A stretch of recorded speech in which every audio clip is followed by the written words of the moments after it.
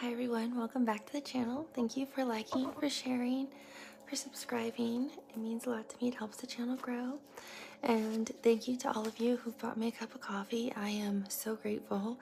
It means a lot to me. This is what I'm doing right now. I was called to do this and I'm listening to spirit. So we'll see how it goes. Taking a leap of faith, I guess.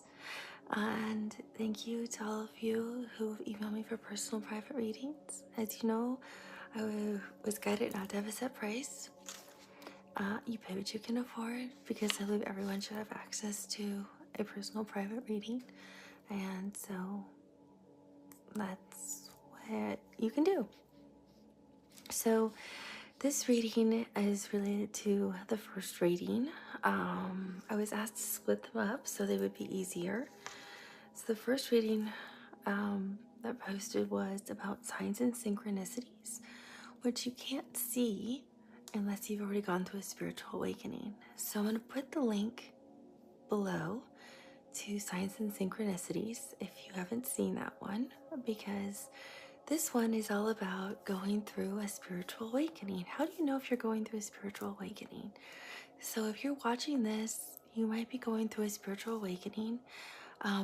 Be Googling it and trying to understand what is happening to me right now. You're not alone. Everyone's gone through it. Who's watching these channels? Because that's how we get here. So I promise you're not alone. If you are scared or you're afraid or confused or just feel lost, you are definitely not alone. Trust me, everyone has experienced it at some point, or they will if you're the first person you feel like is going through this that you might know. It's okay. Everyone's on their own journey and everyone goes through it at a different phase or a different point in their life, so it's normal. And if you have questions, you can feel free to email me.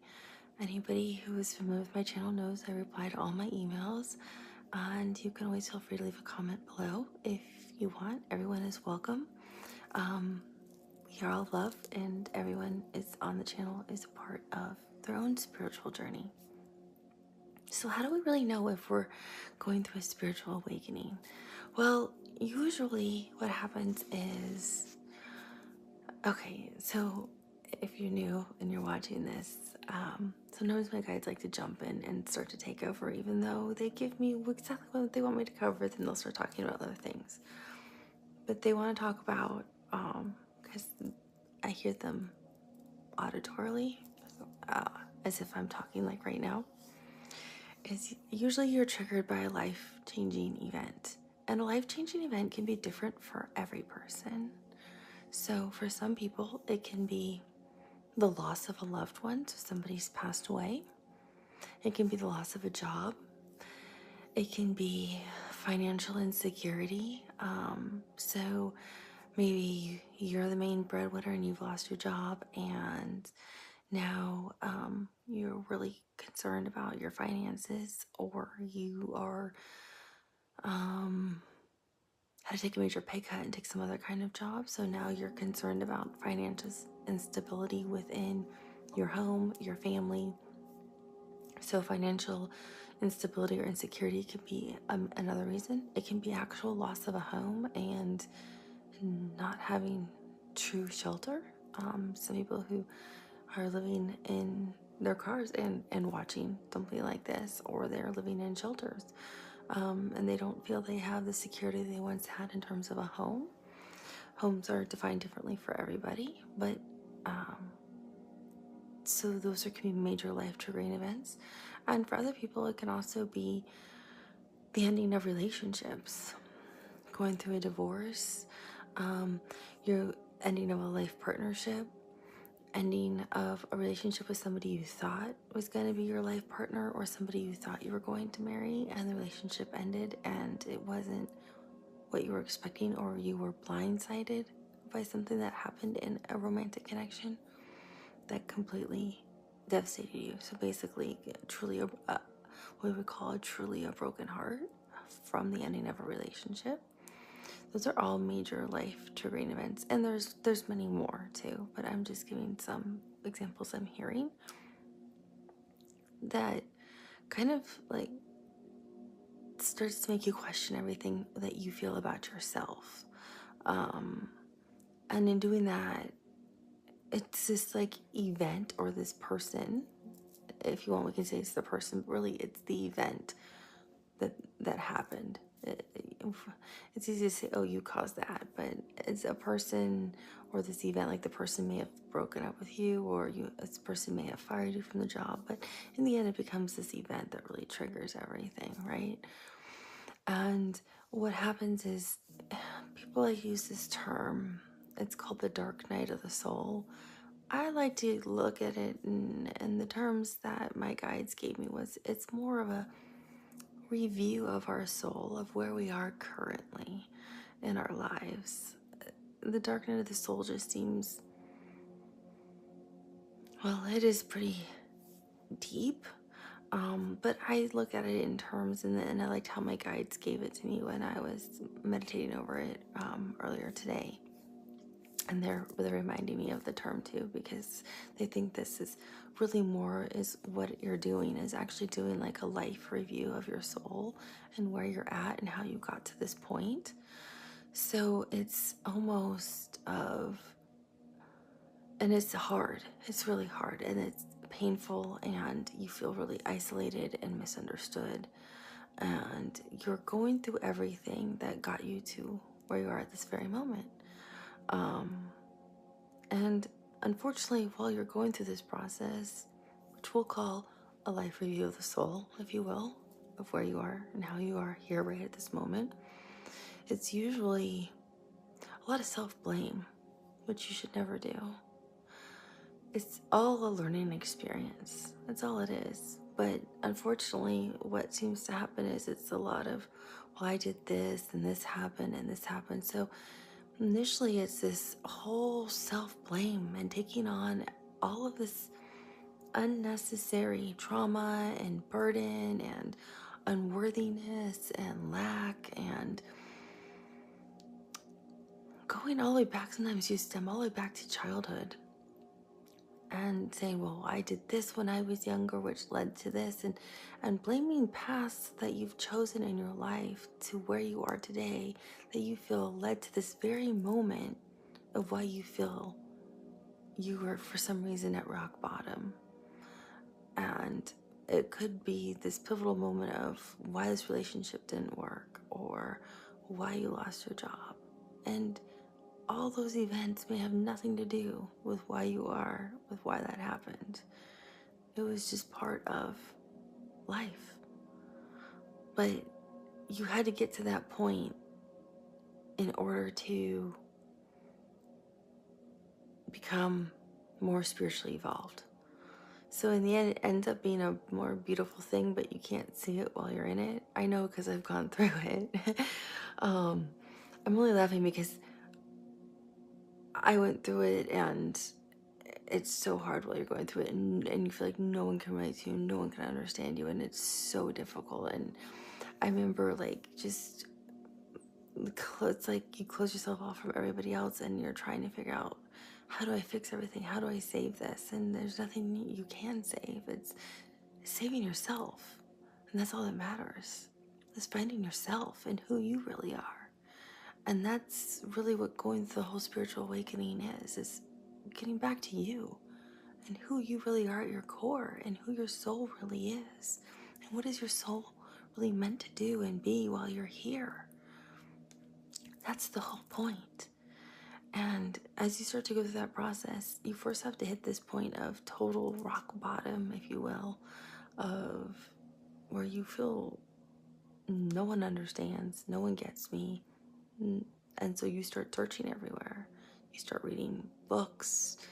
I read books that opened and activated abilities I forgot I had blocked. I got on YouTube and started watching videos similar to this. And I felt I didn't have anyone to talk to, which was really hard. So I kept thinking, who am I going to talk to about this? And when I would try to talk to people, it's like some of them, they were really close to me. I felt um, were kind of humoring me because they're like, oh, she's just having a really hard time. She'll be okay. She'll be okay. It's like they looked at me like, they're there now. You'll be okay. We just know you're going through a really hard time right now. Um, but it's like I wasn't. I was starting to understand the bigger picture as I started to make better connections within my soul and in myself, and understanding that there's so much more to life. I was stuck in a lower vibrational plane. I was stuck with the wrong, I don't want to say friends, but in the wrong romantic connection, some of the wrong places that start to not allow yourself to grow spiritually the way you want to, and you don't even realize it at the time. So once you realize you're isolated, and you start to then reevaluate what are your beliefs. Like, what do you really believe in? What is your spiritual belief system? Is that what you really believe now? What resonates with you? What does your soul, what speaks to your soul? What makes you happy? What makes sense to you? What makes you happy? Do you believe in past lives? Do you believe our souls live forever? Have you always believed that and you forgot that, and now you're hearing it again and it makes a lot of sense to you? And like, of course, our souls always live on. Why wouldn't they? Of course, that makes sense. Well, why wouldn't we just be this vibration of love? Why wouldn't be these beautiful, loving beings that are all connected and want to live on this, come to earth and just learn knowledge to return home to where we really belong? That makes sense. That's what I always thought when I was young. Why did I forget that and start going down this other path? And so you start to figure out what really resonates with you spiritually, and what makes sense to you, and how do you want to live your life going forward, and where do you want to grow spiritually, and what can you align with, and how do you want to make those connections stronger for yourself. Have you always been drawn to nature? Have you always been drawn to prayer? Have you always been drawn to meditation?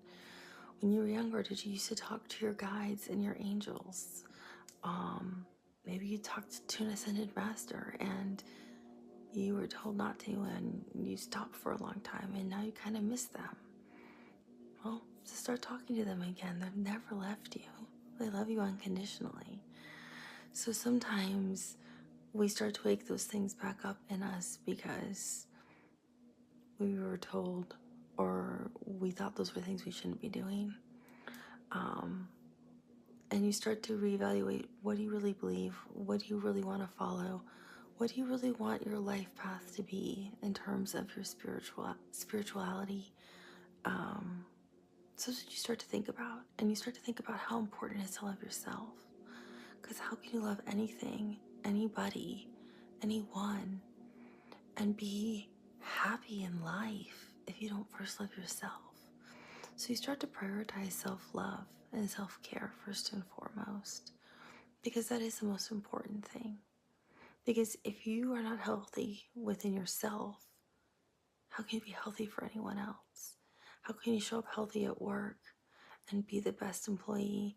How can you bring in abundance and be successful financially, be wonderful with your family, bring in a healthy romantic connection, be great with your spouse if you don't have the difficulty, if that wasn't your trigger?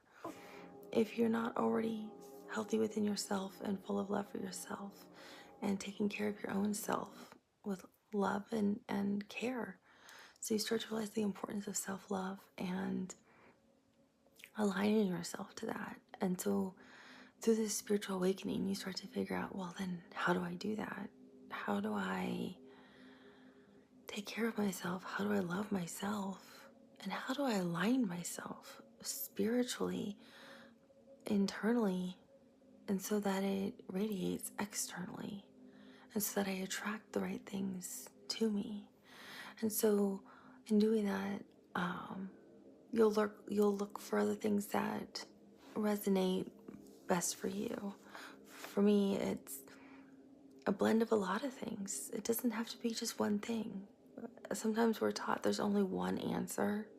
Like, to make it simple, sometimes, 2 plus 2 is 4, and it will always be 4. Okay, yeah, that's a very basic, simple mathematical answer. Spirituality is not that way. It's not basic math. It's not a simple mathematical formula. That's not spirituality. So that's the beauty of your spiritual awakening, is you get to take things that work for you and your soul, and what do you feel in your soul. It's about your heart and what speaks to your heart. And if it speaks to your heart, it makes you feel emotion. An emotion that is good for you, an emotion that makes you feel love and happiness, and nothing that makes you feel let down or held back, but only things that make you feel replenished. Then you know it's coming from that best place for you. It's coming from God, who created everything. It's coming from Source, Universe, Spirit, the light, whatever resonates for you. All those words do mean the same thing, but you can take which word applies best for you. But it's coming from the ultimate being of unconditional love for you. So you can pick what works for you and apply them that you need for this self-love and self-care. It's because they're all interconnected. They're not actually, well, this one only falls in this bucket, and this only falls in this bucket, and this only falls over here in this bucket. So if you're in this bucket over here, you can't have anything from that bucket over there in terms of spirituality. It's not how it works. They're all connected, because we're all connected as souls. And that's what you start to learn and start to experience during your spiritual awakening. So you can say, well, the chakras really align with me. I understand the chakra system, or it's something I'm interested in. I want to be able to align that, my chakras. You might be more interested in chi and the eastern side of it, with yin and yang. Same concept as the chakras. They both go hand in hand beautifully. So you can use both. I do both. I do this Qi Kuang every day for acupuncture, to make sure I had some of these really cool meditations every day, to make sure I move my blood vessels around. And I also do meditation every day that works with my chakra systems. So neither one's wrong. That's the beauty of it. You can do both. They're both in alignment with each other, and they both activate different things within your body. And they work beautifully. So it's what works for you and what resonates with you spiritually. And you can still also believe in God. No one says he doesn't exist. Actually, if you listen to everyone, they say God does exist. God created everything. The universe, it's the creator of all. So as you go through this awakening, you'll go through this really difficult time of feeling completely alone and no one's going to understand you. And then as you transition through that, it's okay, well, then what do I align with? Do I align with past lives and needing to clear maybe blockages from past lives? Do I align with past lives I don't really believe in, but I believe the soul lives forever, but we only live in this one lifetime? You get to pick whatever resonates with you, you follow. And then it's, now where do I need to fall in this continuum that I can follow my spiritual growth, my spiritual path, so I can keep growing and find my happiness, find my bliss, find my purpose where I feel my purpose is. Because you already know your purpose. It's already within your soul. It's already there. You already have the answers. That's the beauty of the whole process. And then you'll start to notice that, like I said, you'll have so much more self-love for yourself. You'll also develop a lot of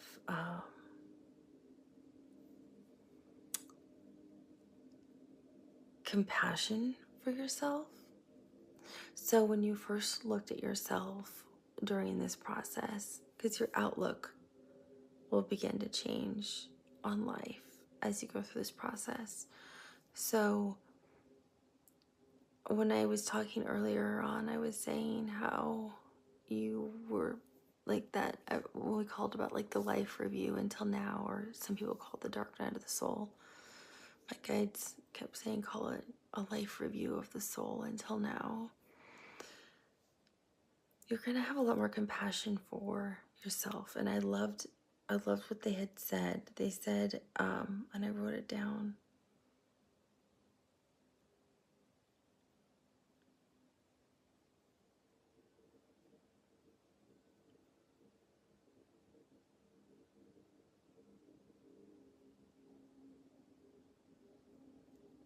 Oh, no, that's something else. But where before you were really harsh on yourself and blaming yourself earlier on in the phase of the spiritual awakening of, well, this was my fault, or this was my fault, or kind of this a lot of like self-blame. Now you're going to have a lot more of that self-love and self-compassion. When you have self-compassion, it's, I forgive myself for this, or I have compassion for myself in that situation. I can understand why I may have made that choice at that time. And when you can look at yourself that way, you can understand decisions you've made in the past. And it's okay to be compassionate for yourself. It's okay to understand you are a soul that lives forever in a human body, having a human experience right now. You're not meant to know everything. You're not meant to be perfect. It's okay to make mistakes. It's okay to have compassion for yourself and say, that's okay. So you made some mistakes. You're going to move forward and you're going to be successful, and I love you and I'm going to be okay, and move forward and not look back. So you'll have a lot more compassion for yourself, and you will continue to have compassion for yourself as you move forward with your spiritual awakening.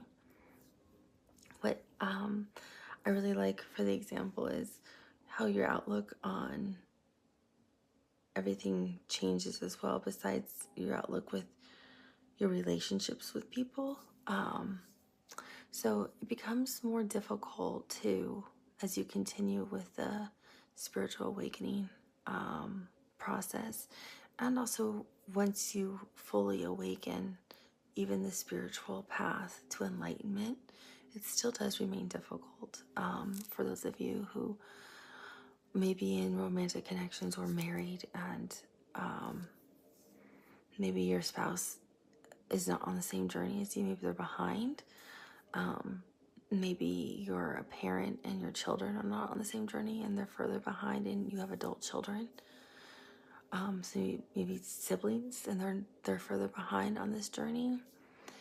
It becomes difficult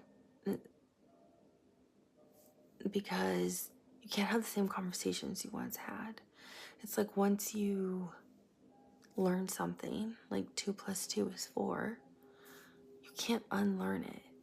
So once you get through the majority of your spiritual awakening process and you're almost finished with it, which is not simple. You don't quickly do it in like a weekend.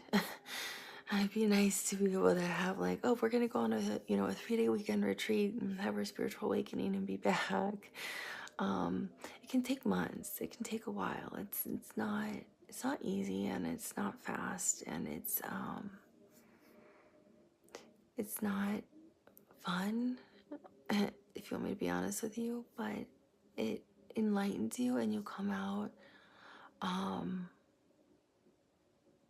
fulfilled in a way you've never been fulfilled before. You come out happier and better on the other side. You come out with gifts that you actually, and abilities you had that you didn't know you had. You come out with a deeper understanding of how things are connected than you didn't realize that they were connected. And it's one of those things of, I can never go back to where I once was, kind of thing. It's a completely life altering event. But it's definitely one where it's okay to ask people questions if you're going through it, and you're you're trying to understand it too. That's what I think people should always try to do is it's okay. It's really hard when you're going through it all by yourself and you don't have anyone to ask, or everyone you're asking is just constantly charging you money. It's okay to have it, try to find your soul family and your soul tribe, because we're all connected in soul families within our souls. And a lot of us are here on earth at the same time. So sometimes you'll find them during your spiritual awakening, or one of them will magically show up and find you. But it's okay to reach out to people who seem like they're willing to help, because a lot of us have been through it. So people are willing to help or answer questions, and it's okay to do that.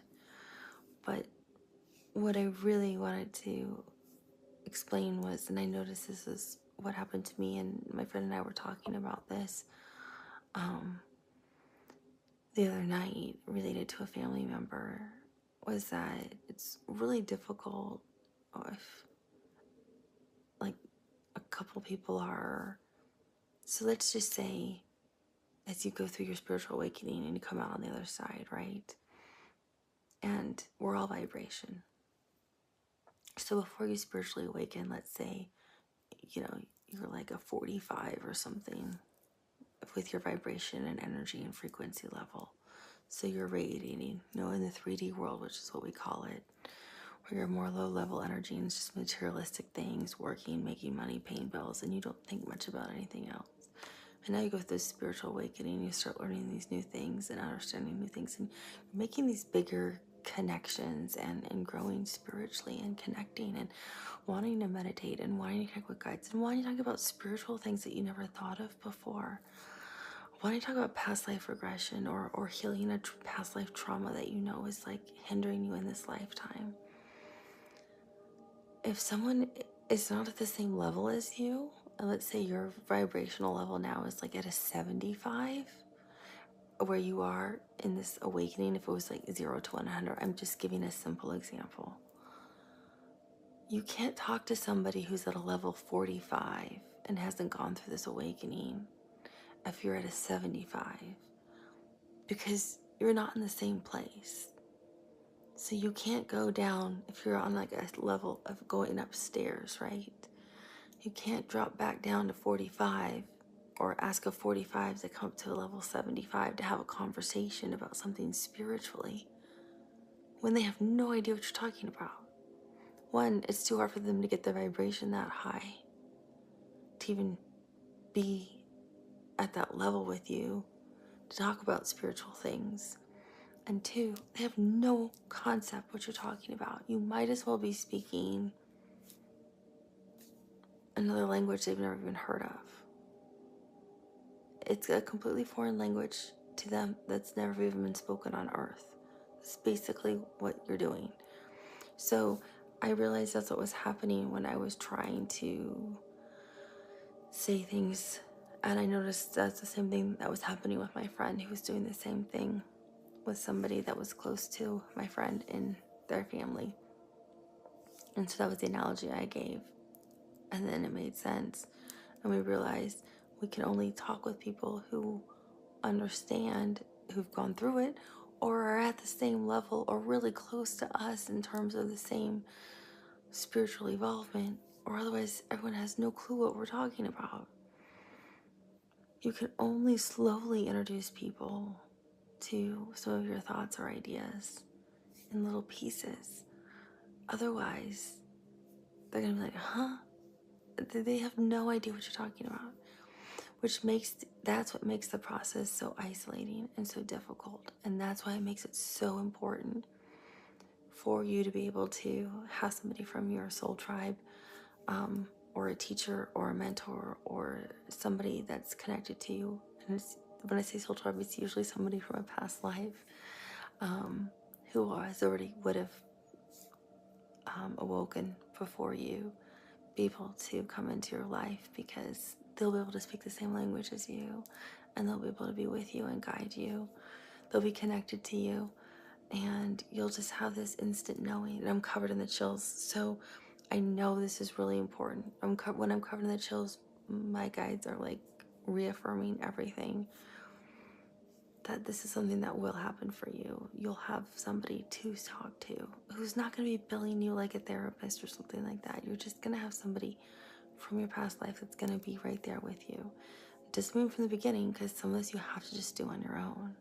But that's part of the whole spiritual awakening process. Is going through some of it on your own. Oh, but when you come out on the other side, you have people waiting for you. So that's the whole point, is you're never alone. You have your guides, your angels, your ascended masters helping you the whole time. You have God, source, helping you. And then when you are done like going through the spiritual awakening process, which can take a few months, and it's like you open your eyes for the first time, right? Everyone's there waiting for you, meaning all of us who have already gone through it. And none of us are going to abandon you. Those of us who are truly believers in the process of spiritual enlightenment, of the path, of giving light, of wanting to help people on their journey, you can email us and we'll always respond. We would never leave somebody hanging out there who's going through something like this when we know what it's like, ever. And I can feel some of you now. I'm obviously a deep empath, so I know some of you are struggling now, and that's why I was told to make this message. So you can always email me. You're never alone. Even now in the 3D world, there's always somebody here you can email, who you can talk to if you have a question. Because there's always somebody who will help you on your path. I promise you that. I will be happy to tell you books that I've read that I liked, books that you may like based on what your experience is, YouTube channels you may enjoy watching, people who I like following, whatever may help you with your own experience and your own journey, because it's about your journey, not about mine. Your journey, your experience, you finding you. And that's the beautiful experience in this whole thing. So you'll find yourself and you will be so happy. And everyone's waiting. So welcome to your spiritual awakening. It's beautiful, I promise you. I'll talk to you soon. Bye. Hello everyone, welcome back to the channel. Thank you for liking, thank you for subscribing, and thank you for sharing. It really helps the channel grow, and I am extremely grateful. Probably I have more words and more gratitude than I could genuinely ever express. I'm gonna turn on red because I'm filming this from the love of my heart to all of you. Let's try to express the gratitude and the love I have for all of you for being here on the channel with me. What I was going to do was do a pick a card reading for your next purpose, the next stage in your spiritual development and your growth and your life purpose and where it's going. If it's a spiritual awakening, if it's a new blessing, a new gift, what Spirit has intended for you. And I had it all laid out. I have the oracle cards laid out. I have the decks laid out. I have the crystals laid out. And Spirit said, stop. I even had my thumbnail graded. I was like, stop, what are you doing? Create all three and post all three messages separately, because maybe people want to hear all three, and maybe people get stressed out when you actually make them pick, because sometimes we put messages in all of them and people need to hear all three, but then I post like a 4.5 hour video and no one's gonna listen to all three cards. So they're all timeless. Whenever you listen to it is the right time for you. So This first one is with the labradorite crystal, just so you know. I'm using 2 different oracle decks, which of course I'll post links to. I'm using Rumi's oracle deck. So Rumi is probably one of the most famous poets, really well known actually here in America. He's from the 12th century, and he is Muslim, or was Muslim. Very wise. Wrote a lot about being connected to Allah and how we are all connected to source energy, and wrote a lot about love too, for that he had for his wife, but love that he had for nature and for God, source. So I think a lot of his writings just resonate still and are very relevant today. So he's a highly quoted poet, very important figure. And then I thought, well, I didn't think, I was told, pull from the deities from the Hindu faith. They have important messages for everybody. So I did that as well, because I always do what Spirit says. Just like I thought the color red would be fun, but I was told turn on the red light. I was actually going to use the white light because I think it looks better with my hair. Because sometimes I can be a little vain too. I am human, you know. So the first deck I'm using is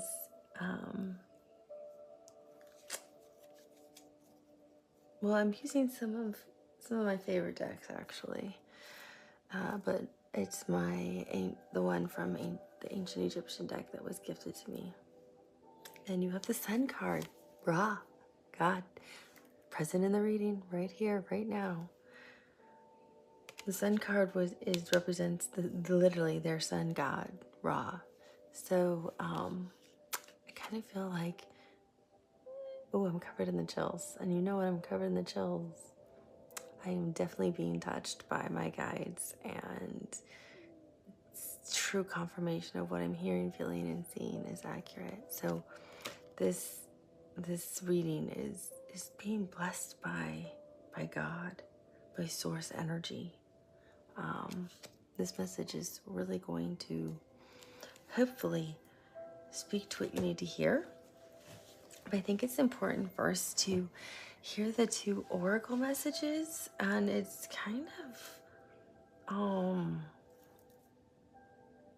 interesting how you can pull oracle cards from different faiths. I love this because I really believe all the religions are intertwined and they're all connected and share the same beliefs. I think they're all so beautiful, and they're literally saying the same thing in a different way. So it's just so extraordinarily beautiful. So this is originally how I had laid out. Like, this is the first one you could pick. Actually, I think I had this as the second one, but for some reason they said this needed to be the first message, so it became the first message, but this was actually going to be the second one. And it's number 24, which becomes 6, which means harmony, balance, alignment. And it's resplendent with grace. Look, sun, source energy, how you're just like completely surrendering to source light. And plus these are all the colors of the chakra. So what Rumi talks about here is really beautiful. Well, the poem is a little long, I think, or I would read it. I think it's a little too long. Yeah, this one's a little too long for me to read. Or I would read it. But really what Rumi talks about here, and the purpose of this oracle card is, it's for those of you who are going through a time right now where you might be up against an obstacle, or you're in transition with something, or you are dealing with a situation where you may be feeling like you're doubting yourself, or doubting, is this even possible to obtain this goal? Is this real? Like, could I ever really afford to buy a home? Or will I ever really find like the ideal soulmate, true love for myself? Or will I be able to take this new job that I just got, and or this promotion, and really succeed in it, because it's a little outside my field, and I'm nervous because it's not truly my area of expertise, but I know enough to be able to take the job, type of thing. For some of you, you are waking up to some of your gifts. You're trying to manifest. Some of you have started to step into some of your true, because we all are psychic, right? Some of you are literally starting to step into some of your psychic abilities, and it's, can I really do this? Some of you are realizing how psychic you really are, and you're like, could I really do this? Could I write a book? Am I really a poet? Because I love the poems that I write, but I don't know if I could really do this. Or some of you really are enjoying painting and how this beautiful creativity that you have inside. And what Rumi talks about here is how you just need to surrender to it, surrender to the love you have within yourself, and realize how connected you really are to Source, because we are also all a part of Source. Remember, we're all tethered back home, right? All of us have a part. We're all created from Source. We're all created from God. So part of all of our souls, and I always touch my heart when I talk about that, because, you know, our soul circles up here. So if I'm waving around up here, you guys are going to think you're not going to see it. So I touch my heart because I think it's like, has a deeper meaning. But that's where we all come from. And so there's always a piece of us still there where we originate from.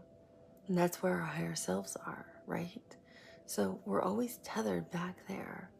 And Rumi's saying, surrender to it. Meditate if you have to connect back with yourself, with God, with Source, whichever term resonates with you. Pray. For those of you who really pray. Let this unconditional love from Source flow back into you. You have to be freely and let go to let it come back into you, and you'll have the answers you're searching for. That's also too how your stronger manifestations will come about, ironically. And so you also have the goddess Sita, which is interesting because the colors are actually kind of in alignment too, which is, I think, really fascinating. In English, we use the term goddess a lot more frequently than we do. Excuse me, I'm sorry. Sometimes I film these really late at night. Deity. So Sita is very famous in the Hindu faith. And look at how beautiful these roses are. And look how enlightened she is with this white light.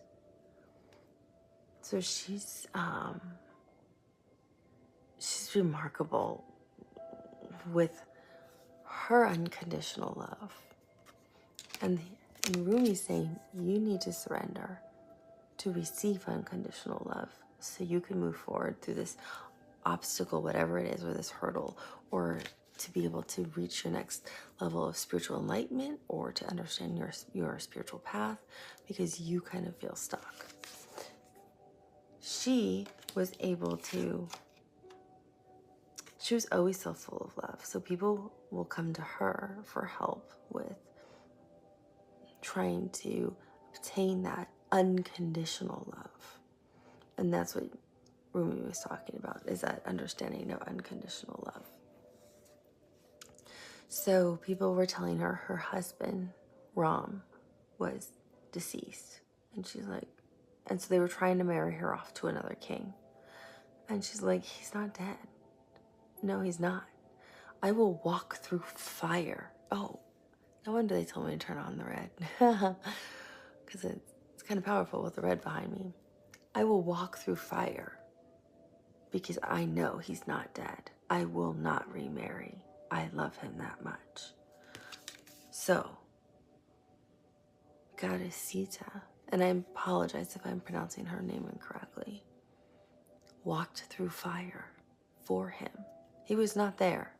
Ram was not there. He was away at like war or some other land.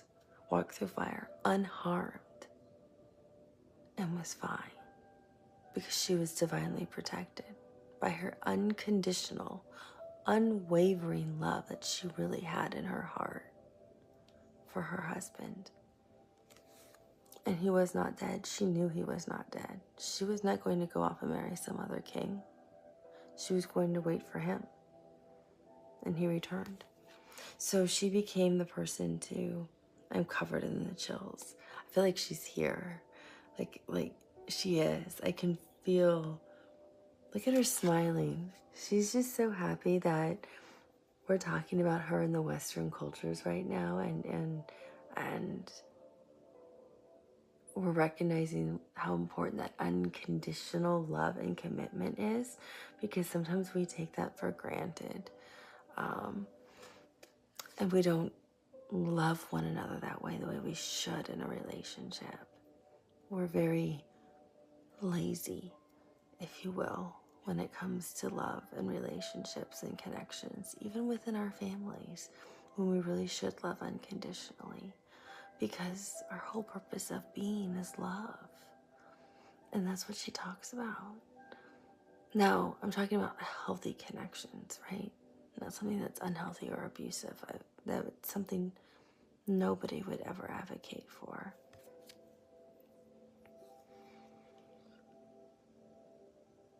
Yeah. She's just so overwhelmed with love and happiness that we're talking about her. I can feel the emotion. I can feel her. It's a beautiful love. You can see all the pink quartz. So she's the goddess that you use, because I can tell in your reading there are some things that are very difficult for you in this reading.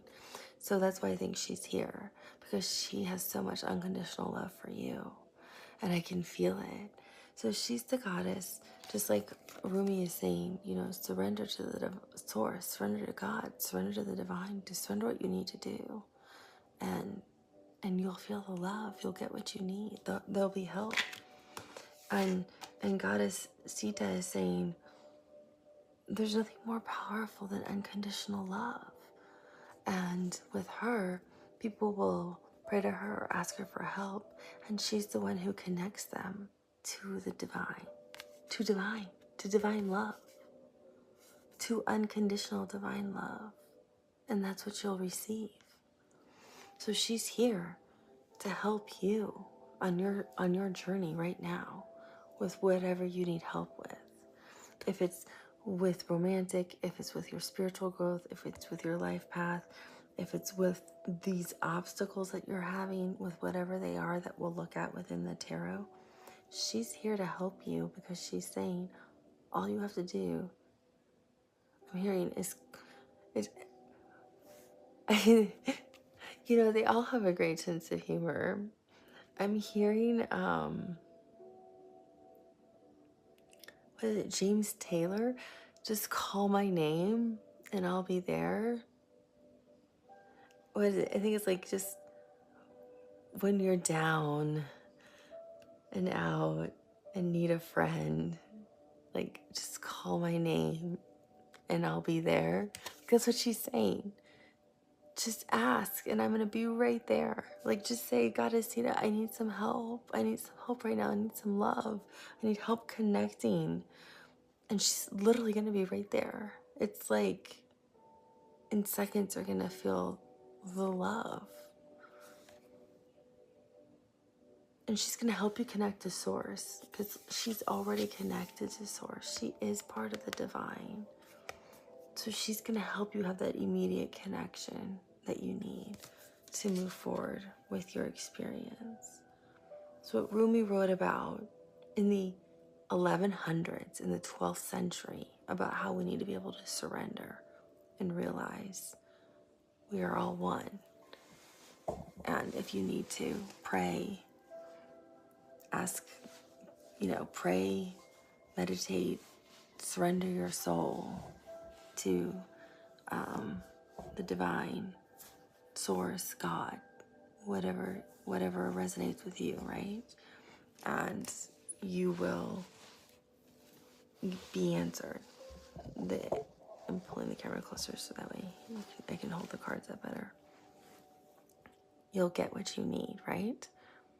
Sita, from thousands of years ago, a goddess from the Hindu faith, walked through fire to demonstrate unconditional love, and is saying, when you need a friend, just call on me. And she's going to show up and help you, literally, because he was a famous poet and very wise. And he practiced the Muslim faith. And then we have somebody from the Hindu faith saying, just call on me, just call my name. Just in your head, just ask her to come in and help you when you're in the right state. If you're having a hard time. And she's going to connect you right to Source with unconditional love and help you with the divine. You have to believe, though, right? If you don't believe in any of this, I don't know why you're really watching, unless you're just starting to learn, then that's fine too. I mean, that's how we learn things, right? We all have to start that way. So,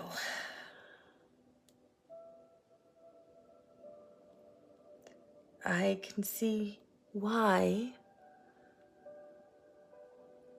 Sita showed up, and so did Rumi with that card, because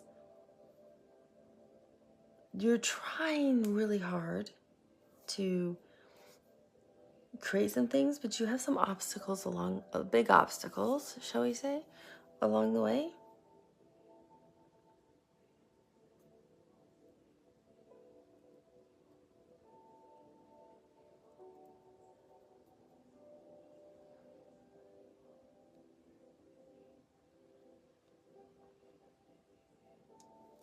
I'm looking at which one do you start with, and which one do I start with is what I'm asking Source. I'm asking you, which one do you start with? So I'm drawn to the Ace of Wands, and again I'm seeing Ra. So in the sun setting, they always worshipped the sun god, either rising or setting. So you'll see that a lot in these cards. And this is the Thoth deck. So Thoth doesn't traditionally follow the typical like Rider Waite, which is like you start with the Fool's Journey and end with the World card, and it doesn't follow that same kind of journey. The journey can be very different, and it has a lot more symbolism and left for intuition and interpretation to understand, to read the cards. So that's why sometimes I'll give you what these things and symbols mean as I talk.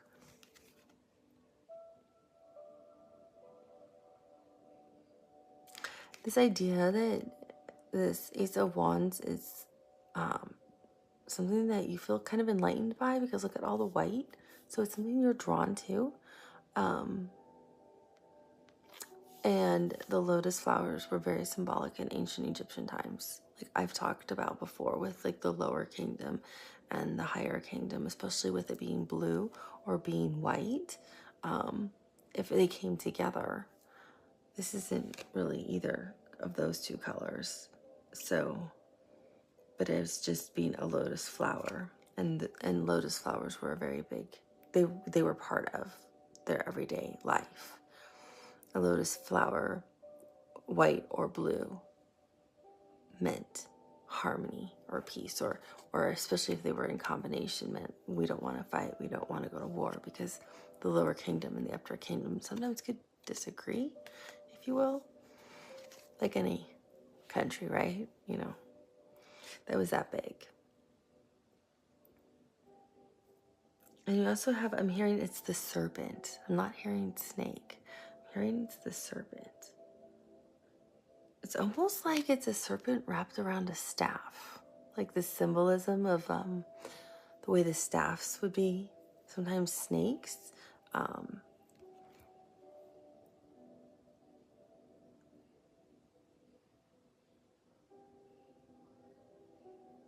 So you're very drawn to this idea, very attracted to this idea. It's very meaningful to you. It's very important to you. It's like your foundation of what you want to do going forward. Because this pyramid is very like symbolic to me. Because again, the triangle, and think of like the foundation of the pyramids, right? How big that had to be to sustain a massive pyramid. I'm trying to make a triangle so you can see it. But that had to be a huge foundation to sustain this triangle, to sustain this pyramid. So you're this idea that you're so drawn to, that you're so passionate about. Yeah, you're really excited. You're really eager about it. It's almost like, you know, on a really hot day, little kids get so excited when they get ice cream. And it's almost like this is like an ice cream cone. You're so excited. It's like, I can't believe I got a double scoop ice cream cone kind of thing. Because you want such a strong foundation for this to succeed. Because you know if you don't have the right foundation, it's going to fail completely. The problem is you don't know how to build the foundation. That's where you're struggling. You're like, I don't know how to go about it. You're like, how do I start this?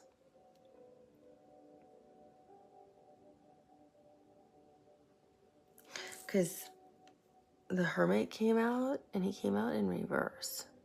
This is Virgo's major arcana. And with this, I'm getting, you don't even know where to begin. Like, usually the Hermit knows right where he's going, what his path is, what his journey is, what he set out to obtain, like what knowledge he needs to acquire. He's always led by the star card. By the star is his lantern. This is what he usually looks like. He's always led by the star. But I'm getting, you don't even know where to start. You just know you need to build this really solid foundation, either for like your next stage in life, which could be marriage, this new business opportunity, this new spiritual awakening you're going through, this new spiritual gift you're having, or experience you're starting to have, like with like an ability or a gift, and you don't know how like to deal with it. You're not on solid footing, and you don't know where, you have no idea what to do. You don't know where to go. You're like, okay, so for example, let's say you realize you can see people from the other realm who've passed over, and it's very easy for you to connect with them and see people who've passed. It doesn't matter if it's in your family line or anybody else's line.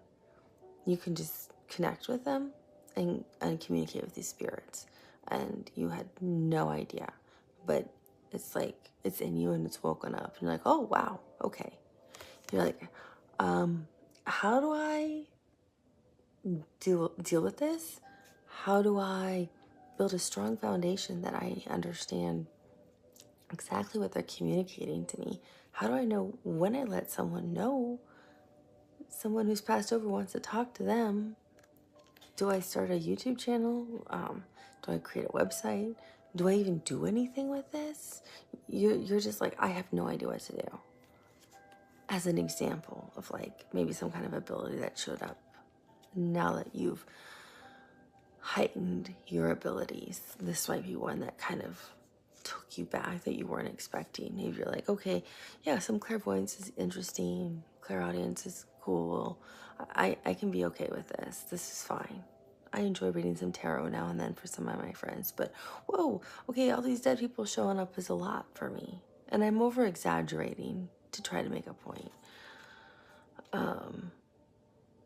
But it is overwhelming if you are experiencing that when you haven't before.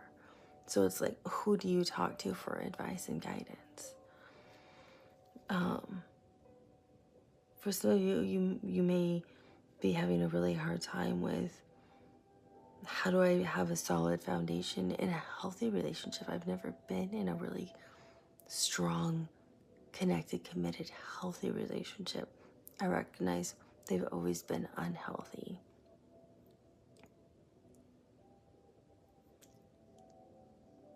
So you don't even know where to begin. You're like, I can read about it, but that's not helping me. Call on a friend. Some of you are also really trying harder to meditate and raise your vibration.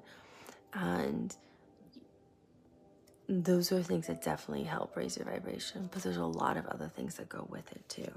So I think you're just kind of like, I've got these ideas, but I don't know how to build the most important layers first before I can go further up with my life path or my spiritual journey, if you will. Because I see you right here with the Seven of Cups.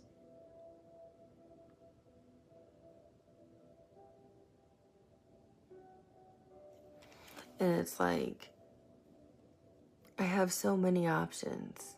I don't know which one to pick. Technically you do. You just don't realize it. Or you're not listening to your intuition on which cup to pick. So Seven of Cups means I have all these great options in front of me. They all look so fabulous. They're all so shiny and glittery kind of thing. Which one's the right one? Or are they all wrong and I'm just like in Alice in Wonderland, I'm gonna wake up from a dream. That's what Seven of Cups kind of feels like. But what's really interesting to me about this card is, and what it's telling me about you and your experience is, you are completely confused and completely at a loss of, I have no idea. Like, it's like, do I reach out to somebody for help and guidance on how do I get my business started? Do I reach out to somebody about this like spiritual experience that I'm having? I don't know really. I've listened to guided meditations and they're not working. I've tried just meditating on my own and breathing and they're not working. I don't know who to talk to. I don't know anyone who really meditates. I'm watching YouTube videos. I'm reading about it. It's like, I don't know what to do. Whatever your experience is, you're just trying to make it a really good, solid foundation.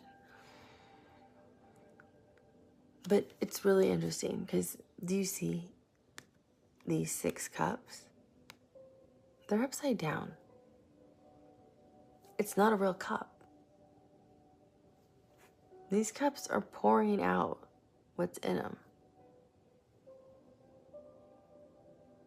So it's pretty obvious if you are able to, I don't know if you pray, if you meditate, if you just sit in silence, if you walk in nature.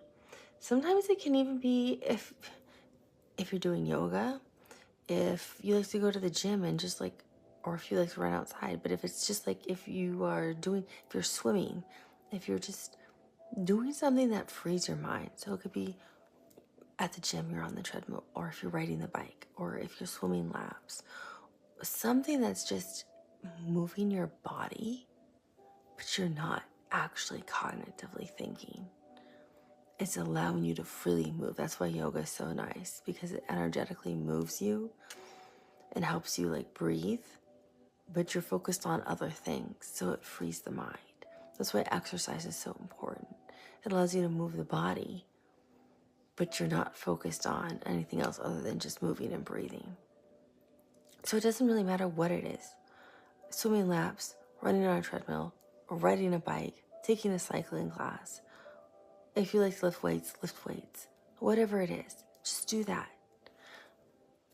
Because it'll come to you if you're struggling to trying to meditate. If you're trying to pray, like Rumi says, pray and meditate and it'll come to you. If those things are struggling for you, then don't do them right now. Don't do something if it's not working for you. Try something different. And I'm getting what you need to do is what I'm being guided to say, because I feel like some of you are really struggling with that, is try exercise. And go hiking. Go for a walk outdoors. It's going to clear your mind. And once your mind's clear, you can think freely. So all of this is going to pour out. And this is all love and emotion. But do you see this one cup right here? That's the cup. And look how that gold glitters. That's the divine answer. That's what Goddess Sita is talking about. That unconditional love and happiness. It's going to be right here. And do you see that there's a person in that cup? There's like a man in that cup. There's a person right here. Like cuddled over. He's got his hand over his head. He's like hiding.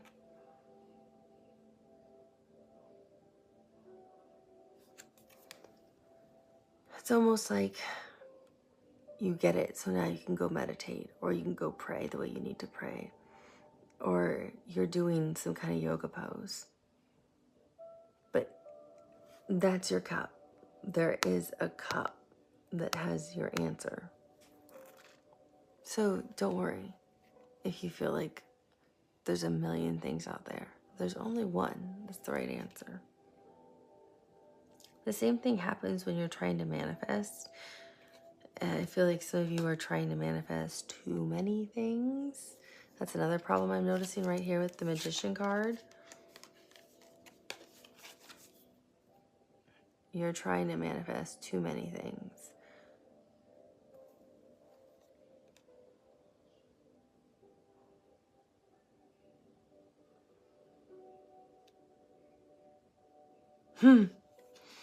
So, yeah, this goes hand in hand. I'm getting a couple messages off this. Okay, first, these go hand in hand. Some of you are trying to create what you want. You have all the tools, but you don't even know how to use them. They're like baby steps, baby steps, baby steps is what I'm hearing. It's just baby steps. You tried to create 7 things when you needed to create 1.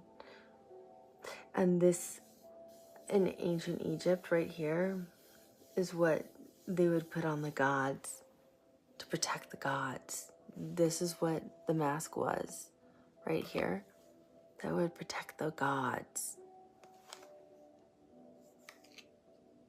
To fight off any kind of evil spirit. I forget the actual name of it. I apologize. But gold was very symbolic of the divine. Thought it came either from Ra or from the heavens, down from the mountains. And look at all this green. Green is the heart chakra. So they're saying this from a very loving space of the divine source is saying this from a very loving space of you're doing it all wrong. You've been given everything, every single tool possible, and you still can't do it right. So let's just slow down here. I was going to say pile number 1.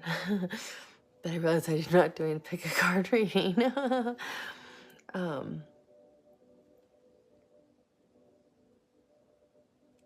And, the Magician is also the very first card in the deck. So I'm also hearing just pick one. Focus on one thing. Because your manifestations are like, I'm hearing they're all over the board. Like you're manifesting one moment, I want love.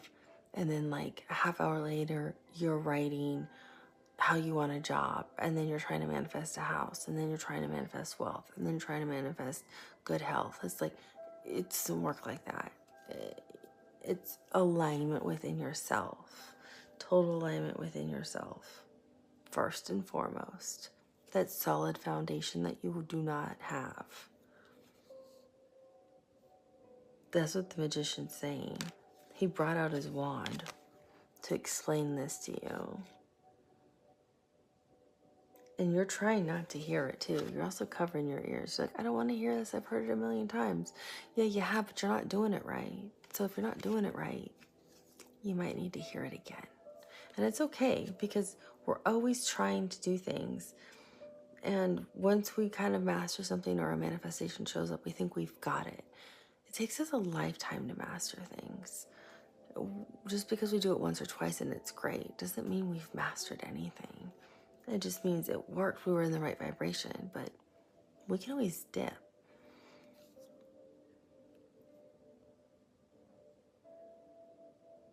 I have to pause this because the camera's going to run out, so I'm going to strip back in 1 second. Sorry about that. I can only record for 40 minutes and then my camera will just turn off, and knowing me, I'll just keep talking and then I'll feel terrible if I miss your reading. I think there's some important messages still here.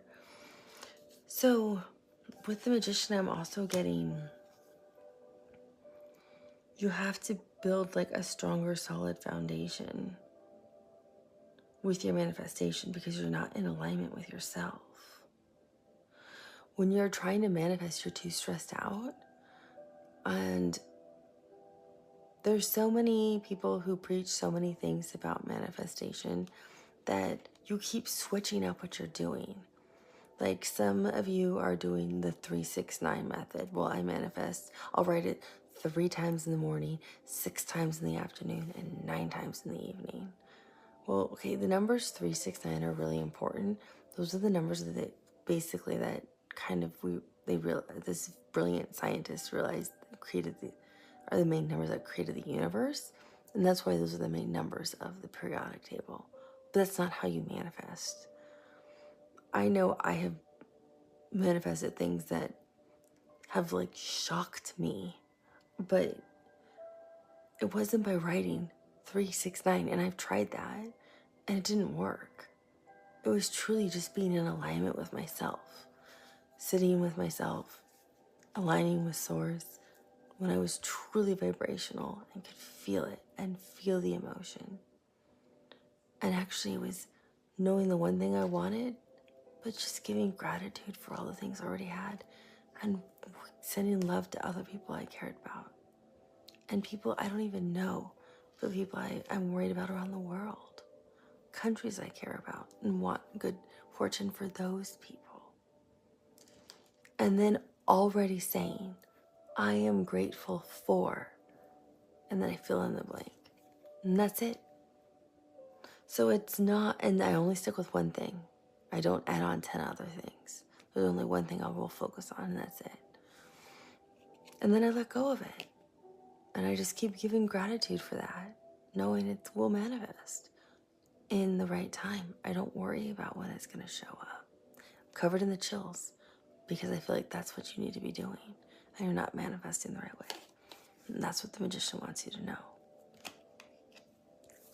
Because you have the 10 of Wands, and the magician's they're all over the place.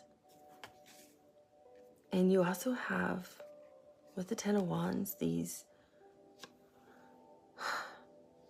2 really sad, wilted lotus flowers. So it's your wands are all over the place because these are your manifestations going in all the opposite directions. Do you see this? This is what the magician's telling me to highlight for you. You've got manifestations going in this direction, manifestations going in this direction, manifestations going down here and down there. That the 2 that were going to take shape and bloom like that got killed off.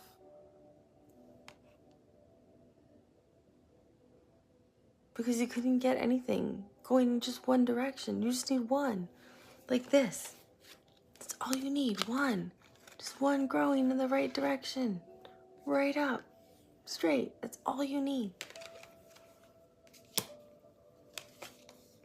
But But you had so many going in so many directions that the two that could have taken shape, you ended up not being successful with. Now these can, don't worry, can like come back. It doesn't mean they're gone forever. It just means we need to work on this. I feel like this is what this group's really struggling with, is your manifestation. Because it's not coming from love. It's not coming from understanding. It's coming from anxiety and lack. This is impossible. I'm never going to be able to do this. I'm never going, that's what I'm hearing. Like, I'm never going to be able, and that's why you're stressed out like this. But you have source right here. Like, we're right here. Just ask them, we're going to help you. They really want to help you because there's so much love from them. They want to work with you. I see it right here.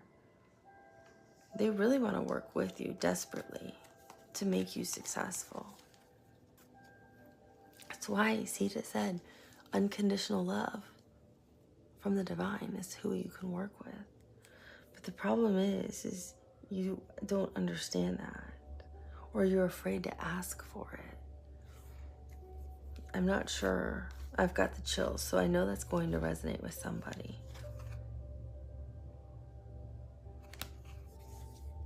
But you're not understanding that when you're trying to manifest, you're coming now from this place of, I'm already anxious, I'm already nervous, I'm already stressed out.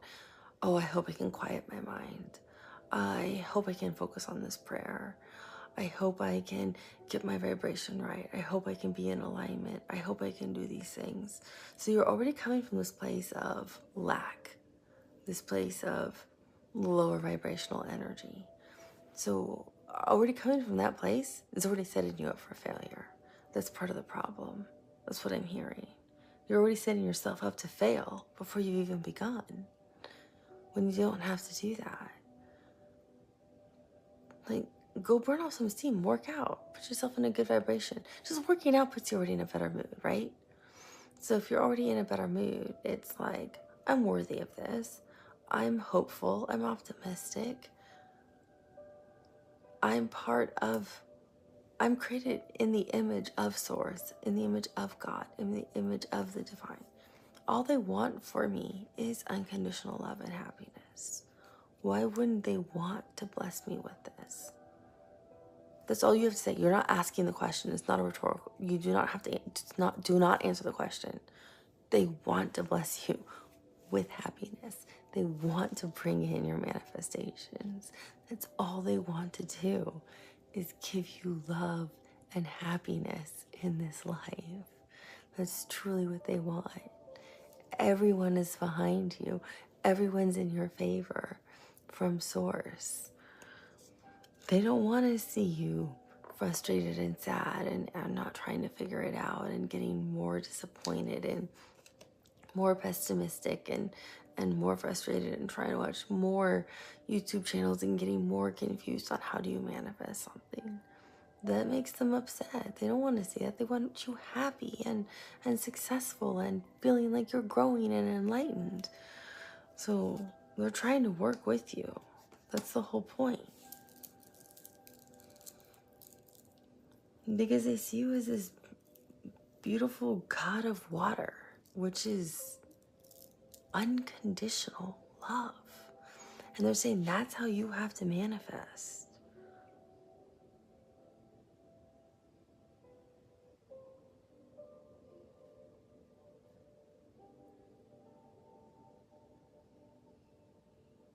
So you can see, look at all these lotus flowers that are blue. And that's from the High Kingdom in ancient Egyptian times. It's like, once you understand this, you can have anything you want. It's like, it'll be very easy for you. It'll just naturally flow for you. And look at how beautiful her hair is. Like, she's, the God, raw, source, love. Look how it radiates out. It's so much love. It's shining down on her hair and changing her hair color. That's how source feels for you. And the hair becomes the ocean.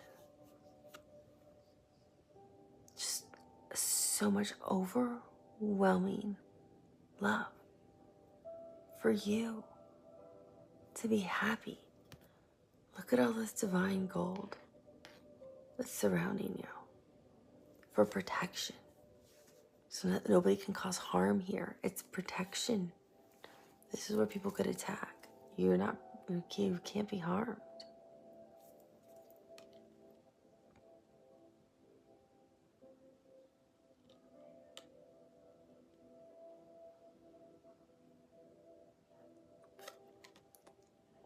The God of water embodies a huge amount of love for his entire kingdom, for all people, for himself, really healthy boundaries, strong intuition, and always knows what he wants. So they're saying, if you can be in this energy of, I am love,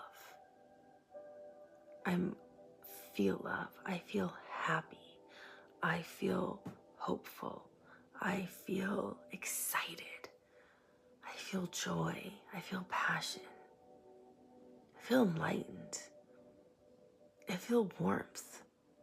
Whatever emotion, those positive emotions, I feel optimistic, I feel passionate, I feel knowledgeable. Whatever these emotions are that you're feeling, these great emotions, feel them, see what it is that you want, because see how he's looking to the future. And this right here is very symbolic in ancient Egyptian times. These were those key staffs that I said this kind of reminded me of around your Ace of Wands, this idea you had. These were these really important staffs that only the gods could carry, or the pharaohs.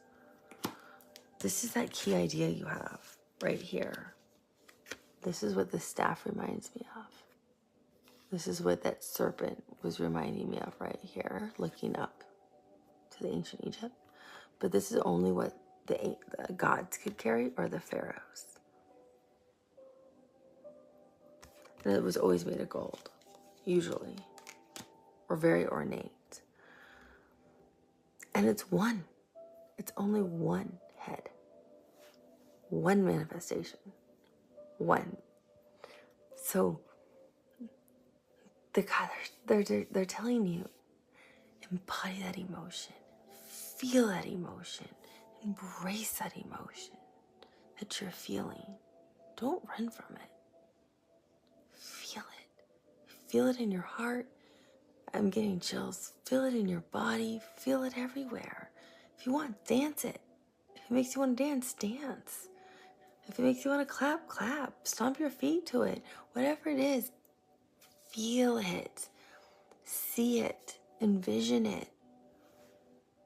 Use all your senses you can to really embody this emotion that the God of water is trying to communicate to you. So to make this really simplistic, let's say you're trying to manifest a trip to Aruba. Feel how excited you would be to be in Aruba, and smell what envision what that smell of the salt water would be, and what it would feel like, and what it's like to hear that ocean water from the waves, and how happy you would be to be on the beach, and how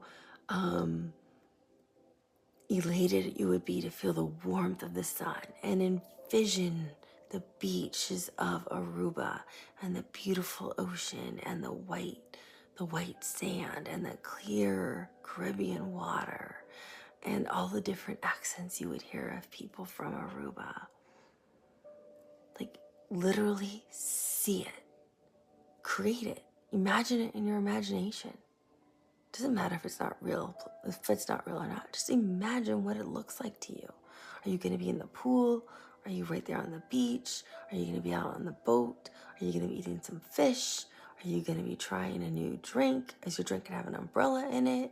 Like, just literally see it and feel it.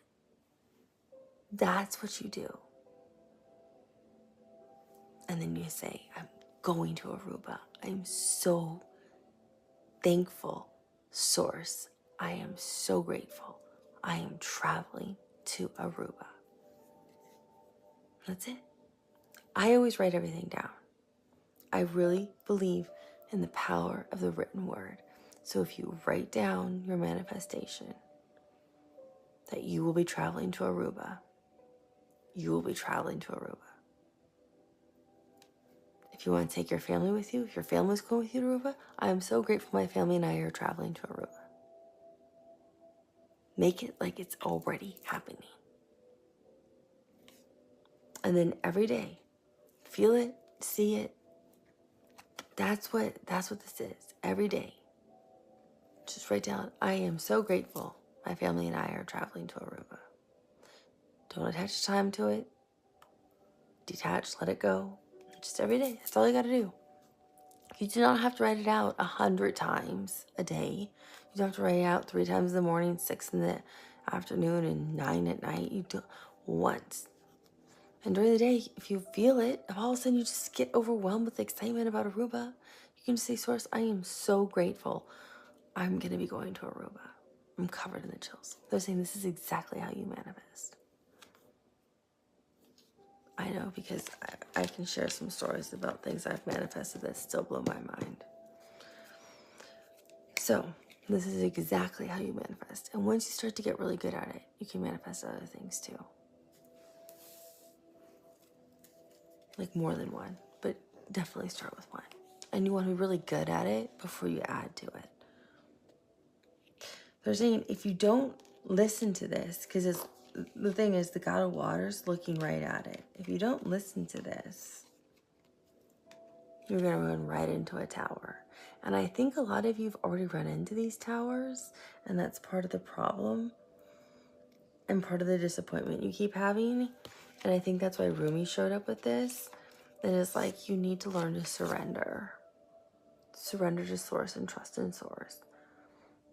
Because his guidance was, I know there's obstacles in life, but if I believe in Source, if I pray and give it over, Source will take care of it for me. And I think that's why Sita showed up, because she's saying, if you have unconditional love and trust in the divine, it'll all be taken care of.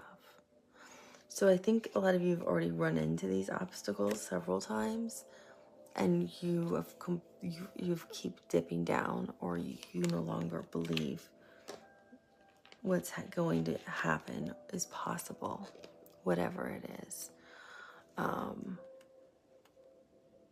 What's really interesting is the goddess who's here for the tower.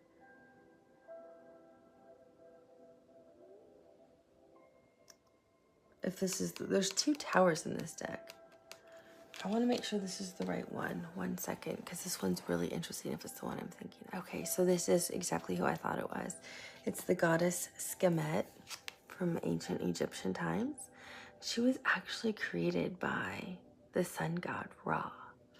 And what's really interesting is you can see how, look, stable she is, just sitting right there.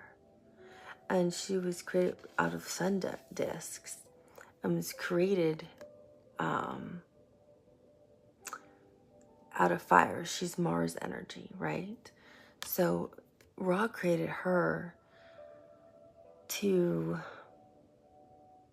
go through and destroy anything that was not good.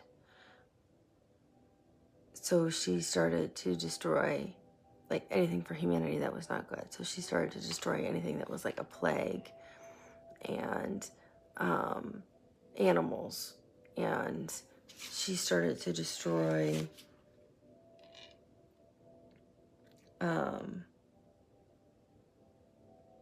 she started hunting wild animals and death and war and violence, which would seem okay until she started kind of getting out of control, because Ra unleashed her on all of humanity to punish them for disobeying him. And she started to become like bloodthirsty for vengeance, if you will, for killing, for destruction.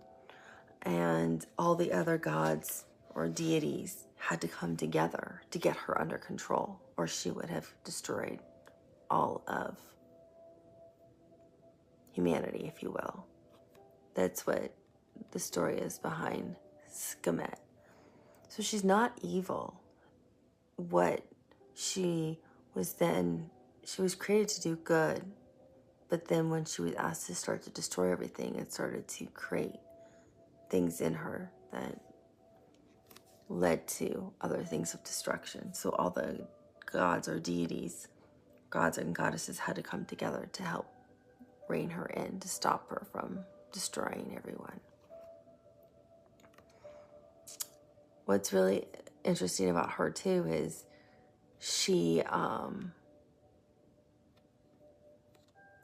is ruled just by Mars, not by Pluto like we think of the Tower card. So she's ruled just by Mars energy, and she brings about major awakenings in people.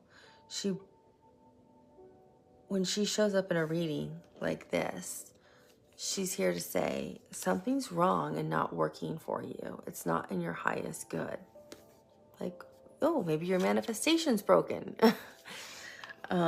She's to bring about spiritual awakenings, to show you if things are not in alignment, to show you where things might be wrong and what you may want to look at within yourself to try to fix things.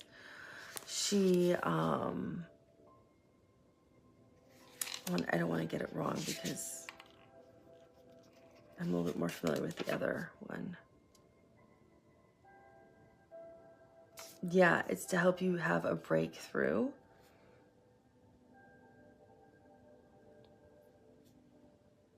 And to destroy any kinds of old forms of habits that no longer serve you. So you can now pave the way for new things. So it's not bad when she shows up. She's here to destroy things for you that are no longer in your highest good. Because do you see what she has with her?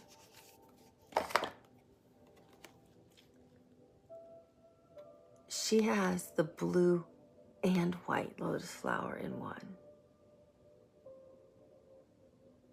So in ancient Egypt,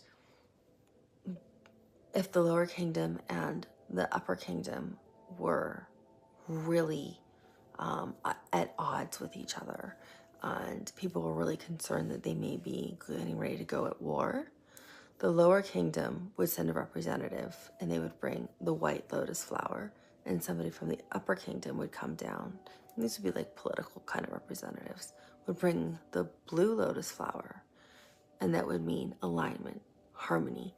We don't want war. Let's work this out and have a discussion. So by her having both the white and the blue lotus flower within her means alignment. Don't destroy yourself. Something's not in your highest good. She's here to point that out.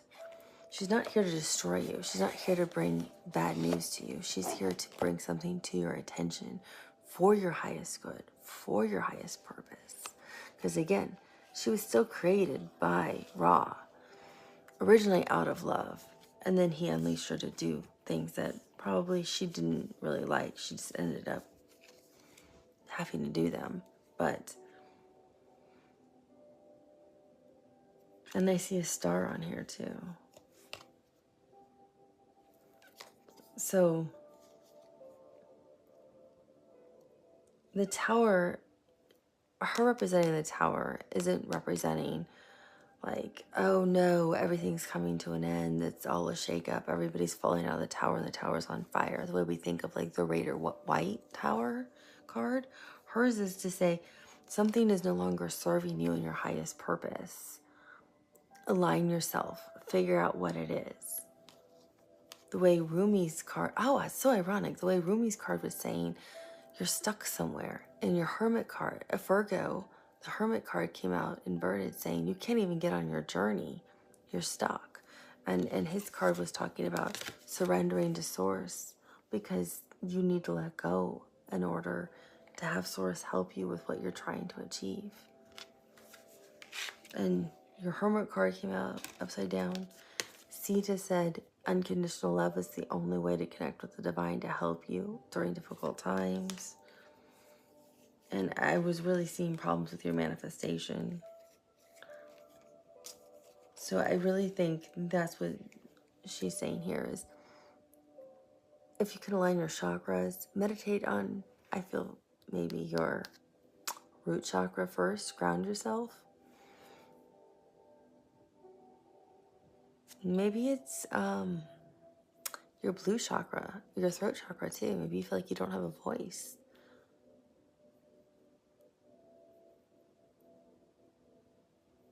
Somewhere, like within a connection at work, with your family. Maybe you feel like you're not being heard.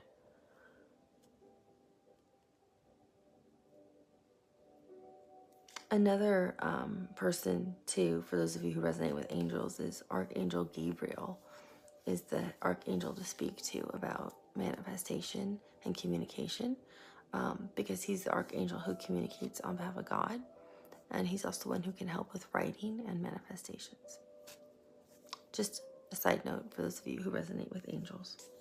I was told to say that, so I did, because his color is blue. So you end with, and I feel like this is if, you start to align yourself, if you're praying, if you're meditating, if you are exercising and feeling like you're getting, like, I'm hearing Stella got her groove back. But if you feel like you're getting more back into yourself and your element. Oh, how ironic too. And your stone is the labradorite and it's mainly blue. Is the Three of Cups. And this is joy. This is actually Cancer in Mercury. So this is communication and travel. So ironically, if someone wants to go to Aruba, I gave you the exact way to help manifest for a trip to Aruba. I was doing that as a demonstration of how you can kind of manifest something. But I see this being source energy up here, is what I'm being told. This is their love for you, their unconditional, unwavering love for you that will be pouring out of the cup, like almost like this is the Ace of Cups, and it's just pouring out love. And this is you and someone else working together. So I don't know if you're working with Sita, if you're working with Archangel Gabriel, if you're working with a guide, a friend, your spouse, a sibling, but you're working with somebody else energetically. You're learning how to improve your manifestation. It could be even energetically someone's working side by side with you and you don't even know it, to help you become this flow. And look at how that looks, just like the god of water. It's going to just flow for you. And look, all of your manifestations are going to start to grow. They're going to come to fruition. Don't worry. And I know this is a constellation, but they're actually telling me these are seeds that you'll be planting of other manifestations you're gonna want to do. But you're gonna be working with somebody very closely that you'll have this love for, because this is green. So I don't know if it's somebody in the 3D or energetically at a distance, or if it's truly somebody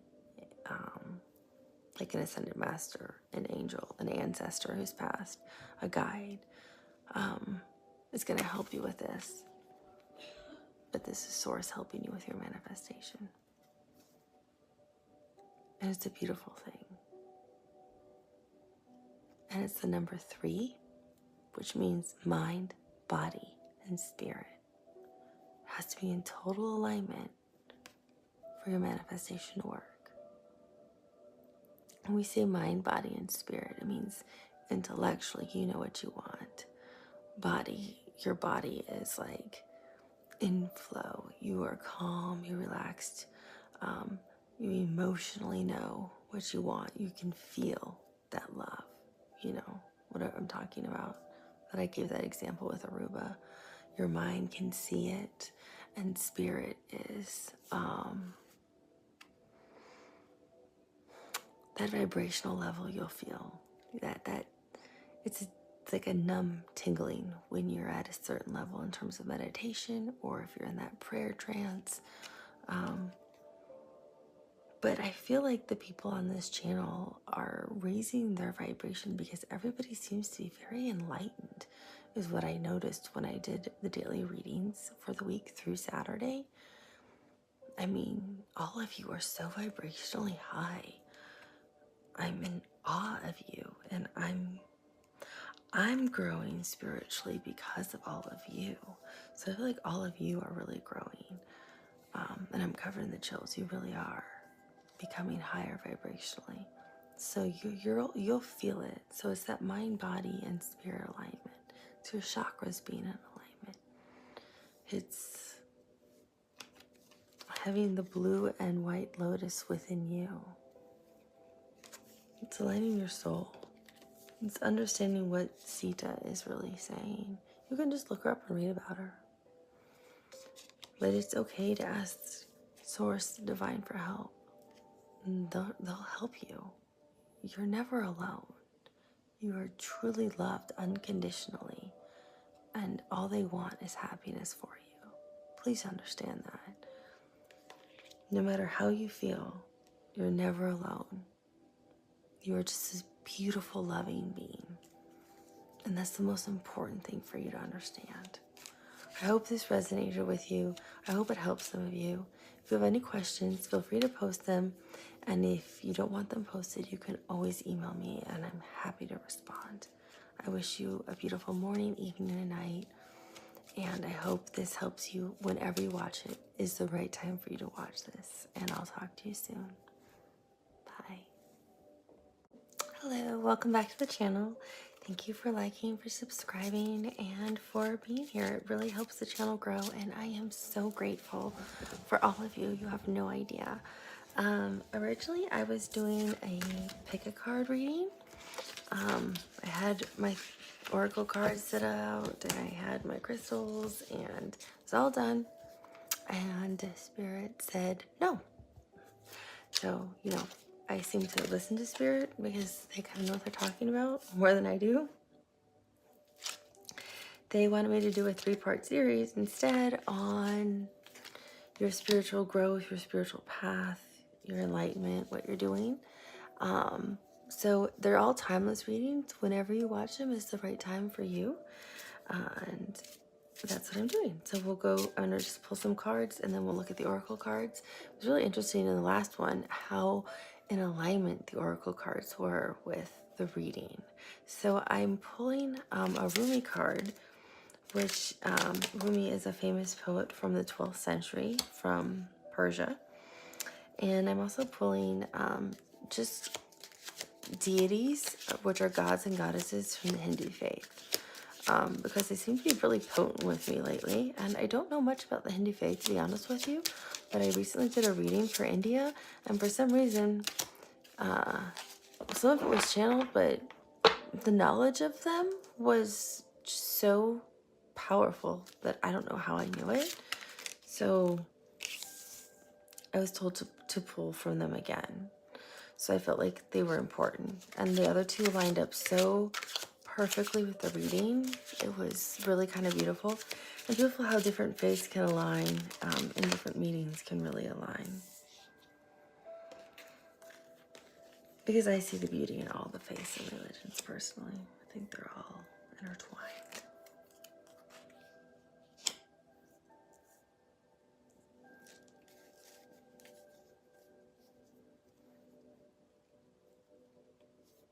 So let's see what Spirit has to say about the path that you are on. We'll go over your oracle cards first. The first card is the Human Gift. This is Rumi's oracle card.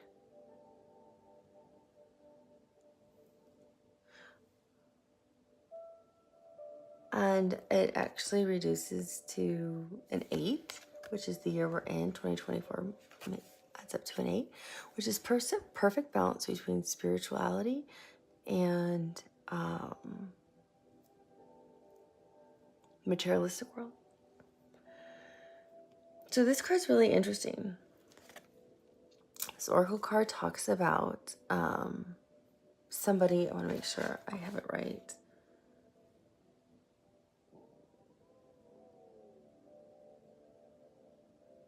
Yes, so this is about somebody who is soon going to be waking up with great wisdom or insight, have kind of like an awakening, if you will. And you can see this person struggling, and you can see like an angel from source is coming down, or a guide or spirit, whatever resonates with you. I just call it source because I think it's easier for it to be all-encompassing. And that's exactly what it's talking about. Because you can, Rumi talks about how you can like chalk up the situation to being just coincidence, your imagination. It's not what you really think. Like, you could actually see a guide, see an ancestor, see an angel, have some kind of really spiritual experience, see a spirit animal even. But you'll dismiss it. You'll be like, oh no, that's just my imagination. There's no way that's true. There's no way that's possible. You could really start to see signs and synchronicities and how the universe is really talking to you and source is really talking to you. And you'd be like, no, that's in my head. That's not true. No, it's true. It's really how the universe can communicate with you. You could have manifested something and it literally showed up in 30 seconds, 2 weeks. It could have been a massive manifestation. And you're like, how did that show up in 2 weeks? That's not possible. Like, I thought you had to manifest for like ever for something to happen. Plus, you might even be like, I didn't even think manifestations really worked. And it's like right here, this massive gift for you that you didn't even think was possible. So it's source reaffirming, we love you, we want you to be happy, and yes, these things are true. What you're experiencing is true. It's like your soul is awakening up to the next level of enlightenment, if you will. That's exactly what's happening, actually. It's exactly what's happening. It gives me kind of gives me the shivers or the chills, because I can feel it and I can see it. And you pulled for your oracle card. I pulled the god Shiva, who's like highly revered in the Hindu faith, and he's the god known as I believe it's like, or the deity. Sorry, an English term is God. It's the god of like destruction and rebirth. So he is known for having gone off to practice yoga. And he started to hold a pose for so long, he became like a statue and frozen in this yoga pose. And people were so amazed by what he was able to achieve that people wanted to learn from him. I won't give you the whole story about him because that's related to another goddess, but he came down to then teach his students and share his wisdom. So he then came down and shared all his wisdom and knowledge with everyone. So Shiva is highly revered in the Hindu faith as one of the main gods. And he achieved something no one could do, which was like being frozen in a perfect statue. He actually created yoga and then came down and taught others how to do yoga. So it's kind of like this, like, no, this is impossible. Like, you might be creating something that you don't even think could actually ever potentially happen or be true or be real, or be experiencing something and you're thinking this isn't possible, or know something to come, like a Nostradamus type of energy. And that's like Shiva who had so much wisdom and developed yoga and practiced yoga and became known as the god of yoga. I mean, he's known as destruction and rebirth, but it's because he became a statue and then became the god again and came down to then distribute his wisdom and knowledge of yoga practice to everybody and teach them how to move in the special movements within yoga. So these two, it is real. You can do these things. You can do these incredible poses in yoga and achieve them that seem humanly impossible. People do them. It's like you're going to experience something like that, and it's not your imagination. It is true. You're going to have this remarkable experience. And Shiva's here reinforcing you of, yes, this is true. You're going to have this remarkable experience.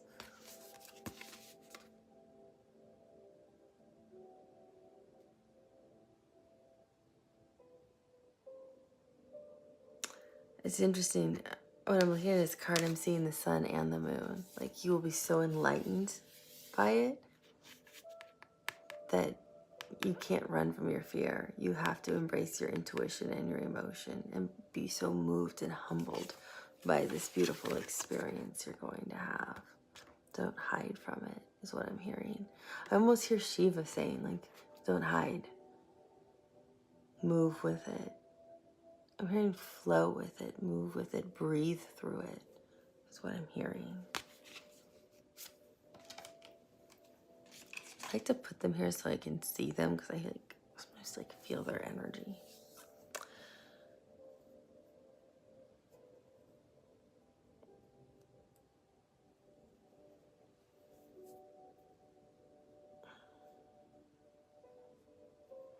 I'm hearing this song. I don't know if it's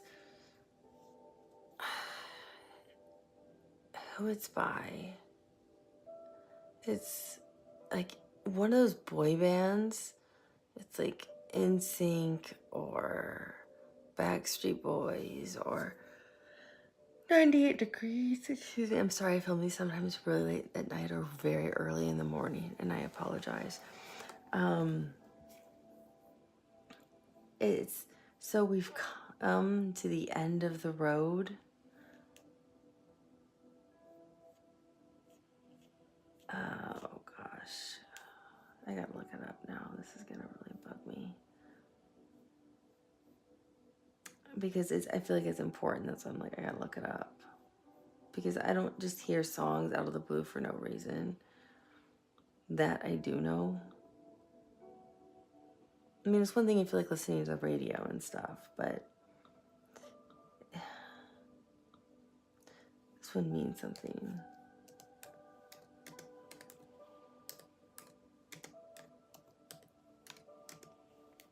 Oh, I hate when my computer does this.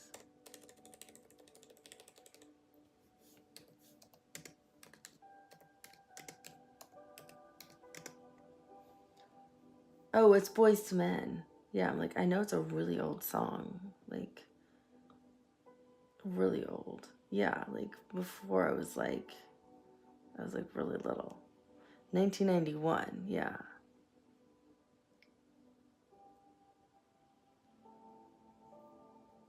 So we've come to the end of the road. I don't know what I'm going to do. Still, I can't let go because I know I've come to the end of the road. It's unnatural. Oh my God, help me out a little bit. You can listen to the whole song. Sometimes I'm hearing so many messages at once. I've realized lately I'm blending words together. So I apologize. But that's what it is. So we've come to the end of the road by Boys to Men.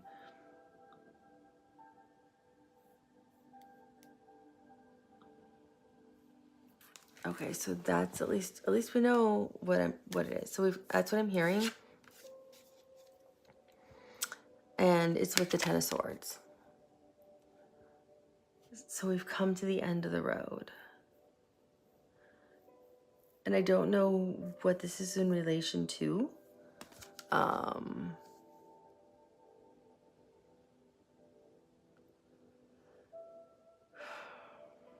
I feel like it's a connection with somebody.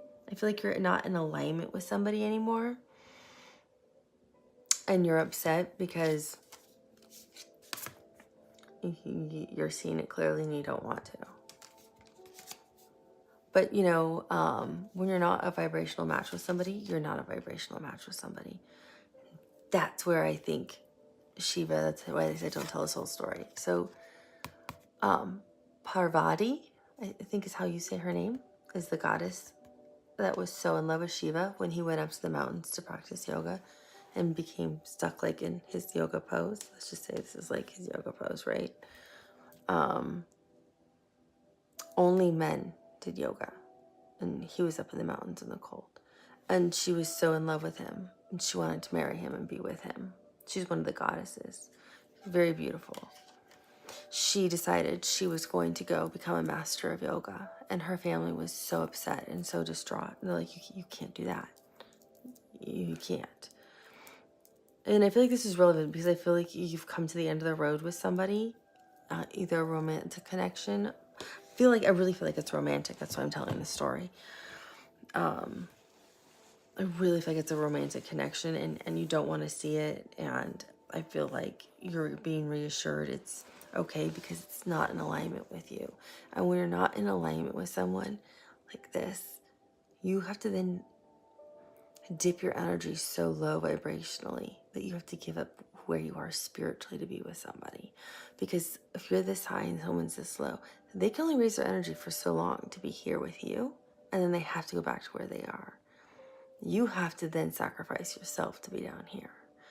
And I don't think anybody who is a loving being would ask someone to sacrifice their own vibration, their own spiritual enlightenment, their own spiritual understanding to lower themselves.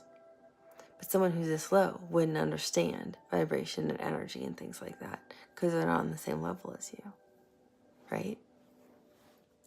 But anybody who loves somebody would never ask somebody to sacrifice anything like that, like who they are at their core. That's an unhealthy connection. Word to the wise. So what she did was she went off to the mountains and stood in a yoga pose for years, knowing that's how he got out of being frozen from a statue in this yoga pose. He felt her energy. He felt her vibration because she became as high as him. And he was like, where is Parvati? Where is she? I must find her.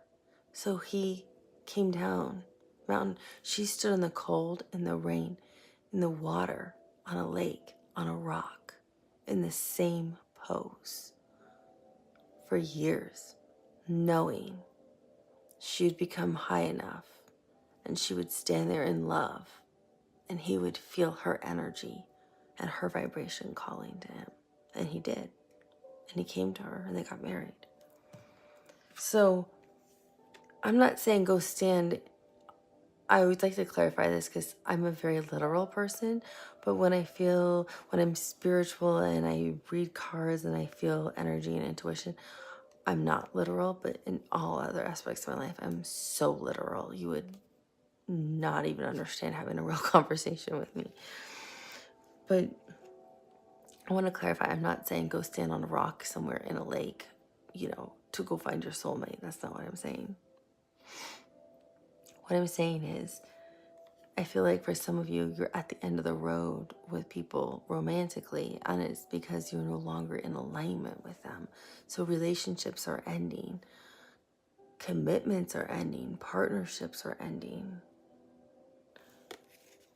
The crescent moon in ancient Egyptian times, and she does, this woman,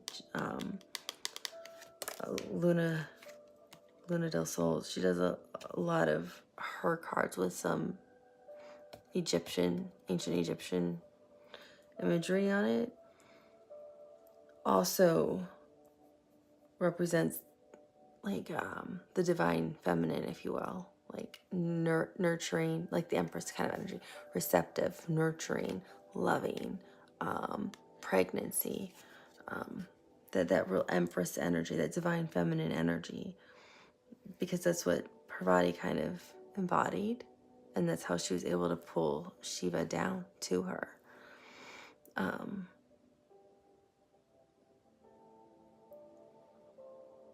And it feels like you're done. You're cutting it off. Like this gold path, you're cutting it off. You're done. You're like, it's not a match. I can't do it. And it's not. If it's not in your highest good, you should not do anything. Don't ever lower your energy for anybody.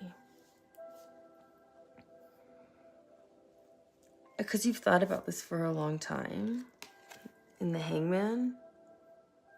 And right here, that's actually the symbol for the sun god Ra. So is the big gold circle. That also means the sun god Ra in ancient Egypt. But you were hanging out, like, do I or don't I stay with them? And you've been debating this, and it feels like something happened or is going to happen. I don't know if this has happened yet or not. I feel like it's going to. It hasn't happened yet. Like you're feeling this energy of, I think it's over, but I don't think you've called it quits yet. But you want to. I just don't think you have. Because you have the Hangman energy and the Four of Swords. So you are really thinking this over.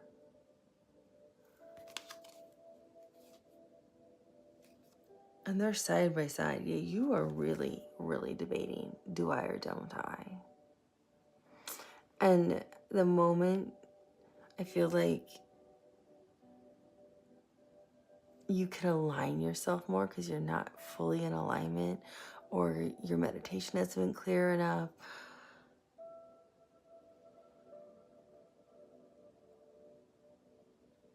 it's gonna hit you. Because I'm seeing this, see this right here? It's on this string. It's just gonna drop right into there, and it's gonna illuminate like a huge sun, like this huge aha moment of, what was I even debating? It's gonna be this. Somebody appearing right in front of you saying, this person's not in your highest good, or this is not a good match. Or you're going to feel somebody else pulling on your energy that you want to be with. It's going to be one or the other. You're going to feel a draw to someone else, or you're going to have a vision in one of your meditations or your sleep, or signs of synchronicities, something. One of these two things are going to happen. You're going to feel somebody else pulling on your energy, or both.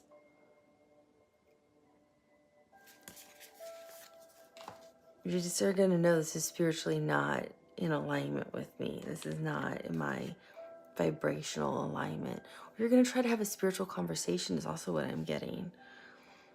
Because that's what I did with the Hangman, with the Four of Swords. Because this doesn't remind me of the Four of Swords. This actually looks like chaos to me. It looks like like atoms spinning out of control. And I'm getting, you're going to try to have a conversation with this person. And the signs that are standing out to me are Sagittarius, Aries, Scorpio, Libra, Pisces, and Cancer. It doesn't mean they're one of those signs. Those are the signs that are just like jumping out because they have all the signs on here too, like it's the Wheel of Fortune. But those are the signs that are standing out. So you could be one of those signs, or this person you're trying to have a conversation with, it could be one of those signs. Now, this could be a romantic connection. It could be a friend. It could be family. It could be boss. You know, I feel like it's romantic, but it could be, it doesn't have to be. But it feels like everything's out of, it's total chaos. It's just like, I feel like they're showing me atoms just like spitting out of control. So I feel like you try to have some kind of like interesting enlightenment, spiritual conversation with this person.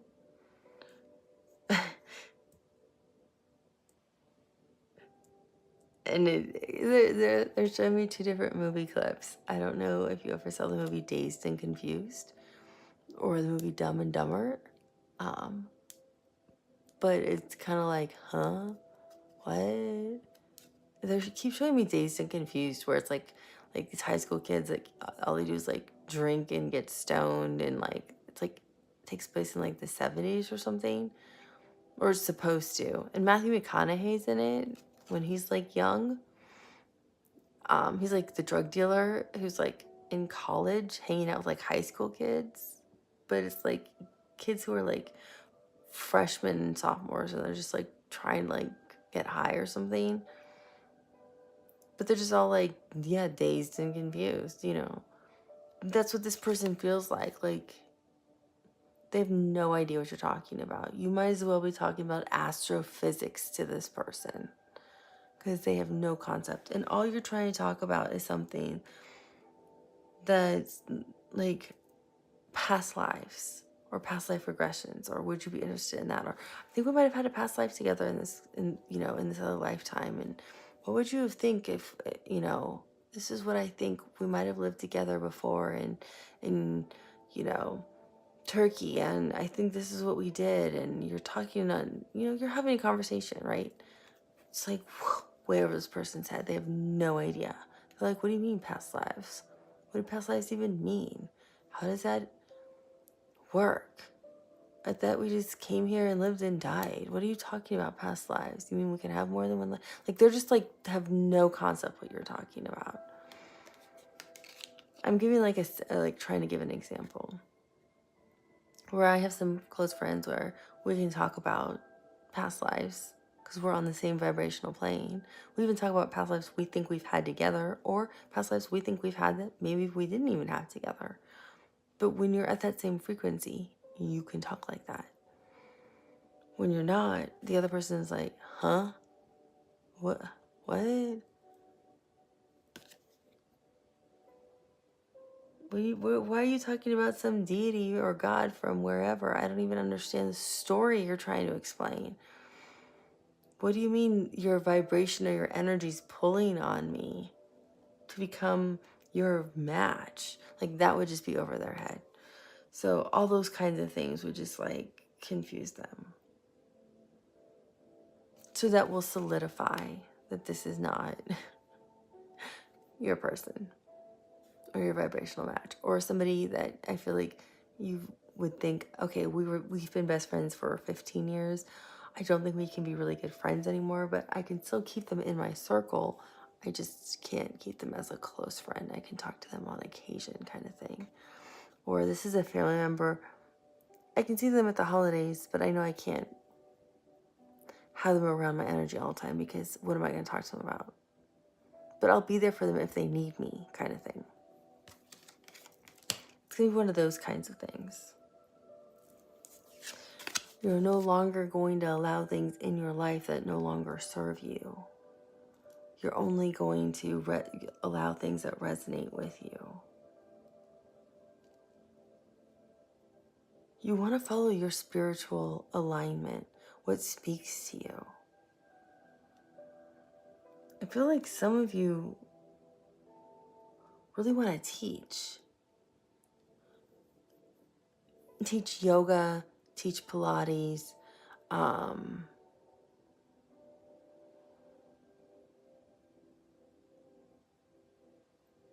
like teach about past lives and like how to do past lives regressions, teach about love, teach about how to manifest. Because you can see also how these cups are not full. It's like you see where there's gaps and you want to help fill those gaps in other people. So I see a lot of you wanting to be these like spiritual teachers or educators or guides, if you will, for others here in the world. Leaving people behind who don't serve you in terms of like a romantic connection, but I also see you wanting to fill everything up to be a full cup for humanity. So spiritually, you want to be like Shiva and share your wisdom. If you're really good at yoga, you like, I want to teach others how to do this. If you really know how to meditate, I want to teach others how to meditate well. If you know how to manifest and you've manifested remarkable things that people would only dream of being able to do, you want to teach that to other people and help others. If you really have this incredible gift as a human being, it's like you want to share this with other people and teach others to do it if you know it's something that you can teach others. You can't teach others to be a medium, but if people are mediums and they don't know how to navigate that, and you are one, you want to help them. If you're somebody who is incredible at just knowing naturally how to read tarot, you want to teach others how to read tarot. If you have a lot of different psychic abilities and gifts, you want to help others foster their gifts and enhance their gifts and master what their gifts are. So I see a lot of you wanting to be teachers within the spiritual realm in different ways. Some of you want to teach people really how to meditate because people struggle with that. Some of you are going to write guided meditations. Some of you are going to write music for it. So I see you completely shifting what you're doing and wanting to do things like this. And so if you're with the wrong person vibrationally right now, they wouldn't understand if you, let's say right now, are a corporate lawyer and a corporate attorney, and you're like, well, I'm not going to do that anymore. I'm going to go write guided meditations and teach yoga. They wouldn't understand that unless they were on the same spiritual plane as you, the same vibration as you. They would encourage that and say, that's beautiful. Go do what you need to do for humanity. Follow your life path. Follow what's speaking to you. Follow what your calling is spiritually, because that's where your happiness is. If you're not happy being a corporate attorney, there's nothing wrong with doing that if you're happy, by any means. We all need them. But if that's where you're not fulfilled, don't do it. Where the other person, if they're too low vibrational and they're on a whole different plane spiritually, they wouldn't understand that concept at all, because they're thinking, how are we going to pay for the house? Or how are we going to keep these cars? How are we going to be able to travel to these places? Not understanding you can still have it all. None of that has to go away. It's more about being fulfilled and giving to the world. And you can still have it all. So they wouldn't understand that. So I think that's also how you're going to be weeding things out. You're on a different level spiritually, because you've already gone through phase 1, which was part 1 with, I've mastered my manifestations. I understand this. So you've upgraded now. You've elevated now with your vibration. Now you're cleaning house of who do you need around you energetically, is what it feels like. Because you have the 7 of Wands. And this usually means like can mean like external, internal fighting, but that's not what I'm getting.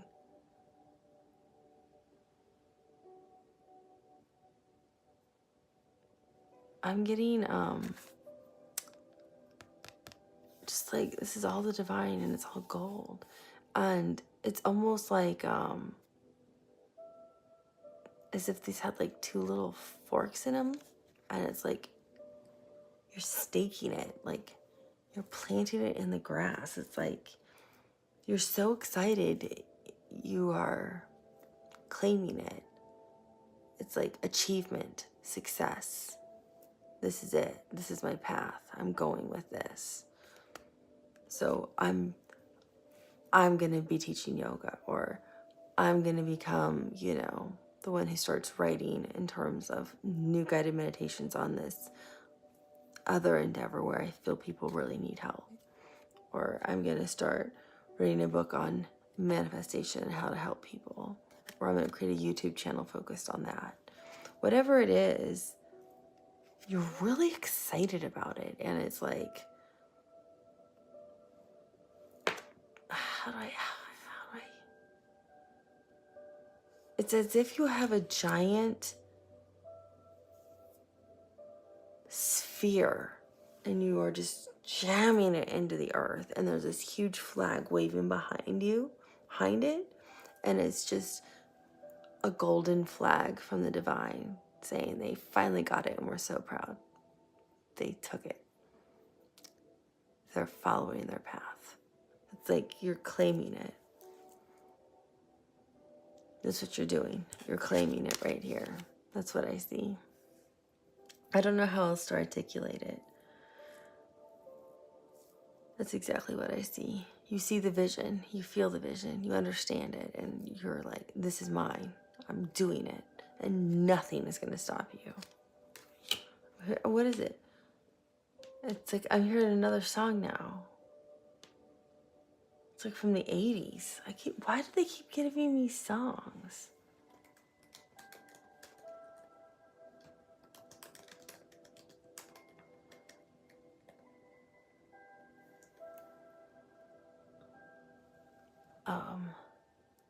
Nothing is going to stop us now. It's by Starship, 1987.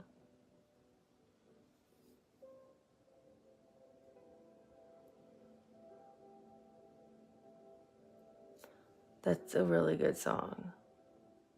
And we can build this dream together, standing strong forever.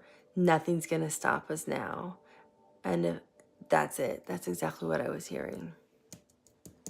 I feel like you're going to be building this with somebody. Like the real vibrational match. Because this is a song about love, about like they don't care what the world thinks if they think they're crazy. They're just going to, the whole world can fall apart. They're going to do it together and build this thing. And I think you're going to be building this with your real match. I think I did a reading about this recently. I think it was Aquarius' reading I just posted, or Sagittarius maybe? I don't remember. Or Capricorn? Cancer? I don't know. One of the readings I just recently did for a zodiac sign, or it could have been India's reading, the one I did for the whole country. But one of my really recent readings for a zodiac sign or for India, I posted that you're going to be doing this with an actual partner. I think it was Aquarius. I just posted yesterday. And I actually channeled. So you can just jump to like the love guidance when I actually literally channeled somebody, like an ascended master for it. I'm going to pause this because the camera's going to run out, and then I'm going to give you the last little bit of guidance for you, because you are definitely enlightened and ascending up on your vibration, which is really exciting to see. Okay, sorry. I only have so much time on the camera, and then I have to restart it. So, there's 3 cards left, and I'm trying to understand which one Spirit wants me to use first.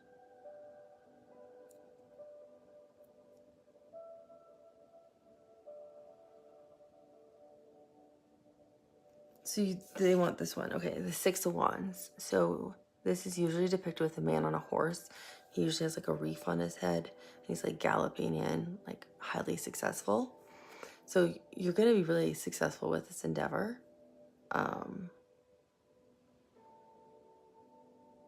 Yeah, here's that person. I see their soul right here. This is you, circle. This is you. And this new person you're going to be with is circling you right here. That's their soul. So they're orbiting you. Their energy is around you if you're not with them already. Their energy is with you. Or if you are with them, and this is the right person you're already with, they're like energetically getting ready to work with you on this. It's like they're preparing themselves. I also see the star. I wonder where the star card is. Oh, look at that at the bottom of the deck, the Lovers. They went through a major transformation themselves. It's Gemini's major arcana.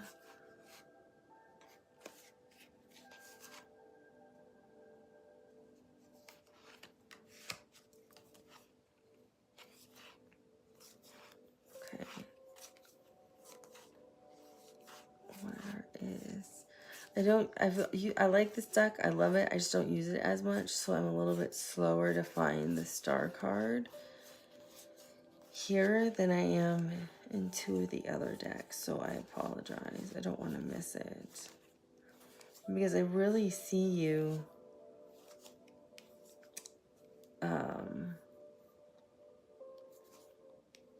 working with somebody else. Okay, here's the star card. Oh, yeah. I swear, this stuff you just cannot make up. So you have the Lovers at the bottom of the deck.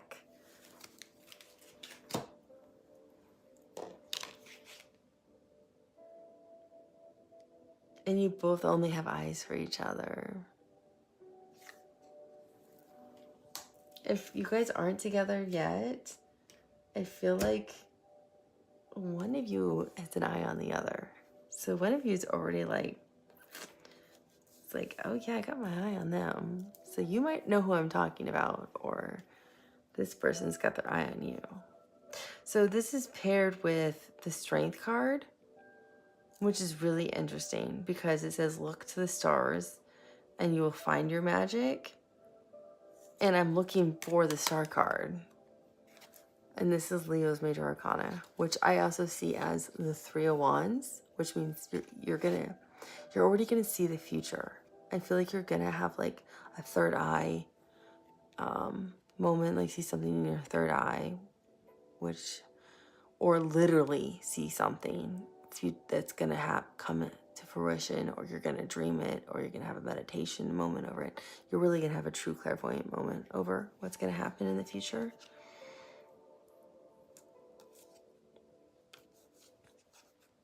Then it's with the star card, which is Aquarius major arcana. And of course we know Leo rules the heart, and we know the Lovers right here. So I feel like you really are going to be doing this with somebody else, definitely, who is a true vibrational match. And again, it's that crescent moon. So it's going to be that really receptive energy, that real Empress kind of energy, that really nurturing, motherly, loving energy. So they're gonna understand you, and they're gonna be so supportive of what you want to do. Because you're gonna be really successful with this endeavor you're going on. And then here's the best part. You have the Fool. It's a whole new beginning. In love and in this spiritual teaching that you're going to be doing. I have no idea what you're going to be doing, because for all of you, it's something different. Some of you, it's going to be life-altering, like world-renowned type of work. It's going to change people at all levels, but some of you are going to become like world-renowned, famous. Others of you, you're going to change people in your community. You'll change people in their daily lives with words you say. So for whatever you do, you're going to be changing lives. But there's a small group of you are going to literally change the world, if you will. But you have the Fool. with the sun in the middle, with your partner who's the crescent moon, the receptive, loving energy. So you have God watching over you, and you're with your partner who's building this with you.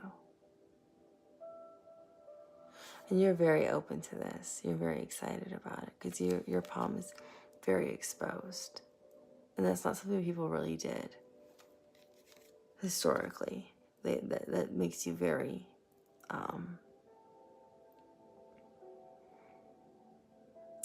what's the word? Vulnerable.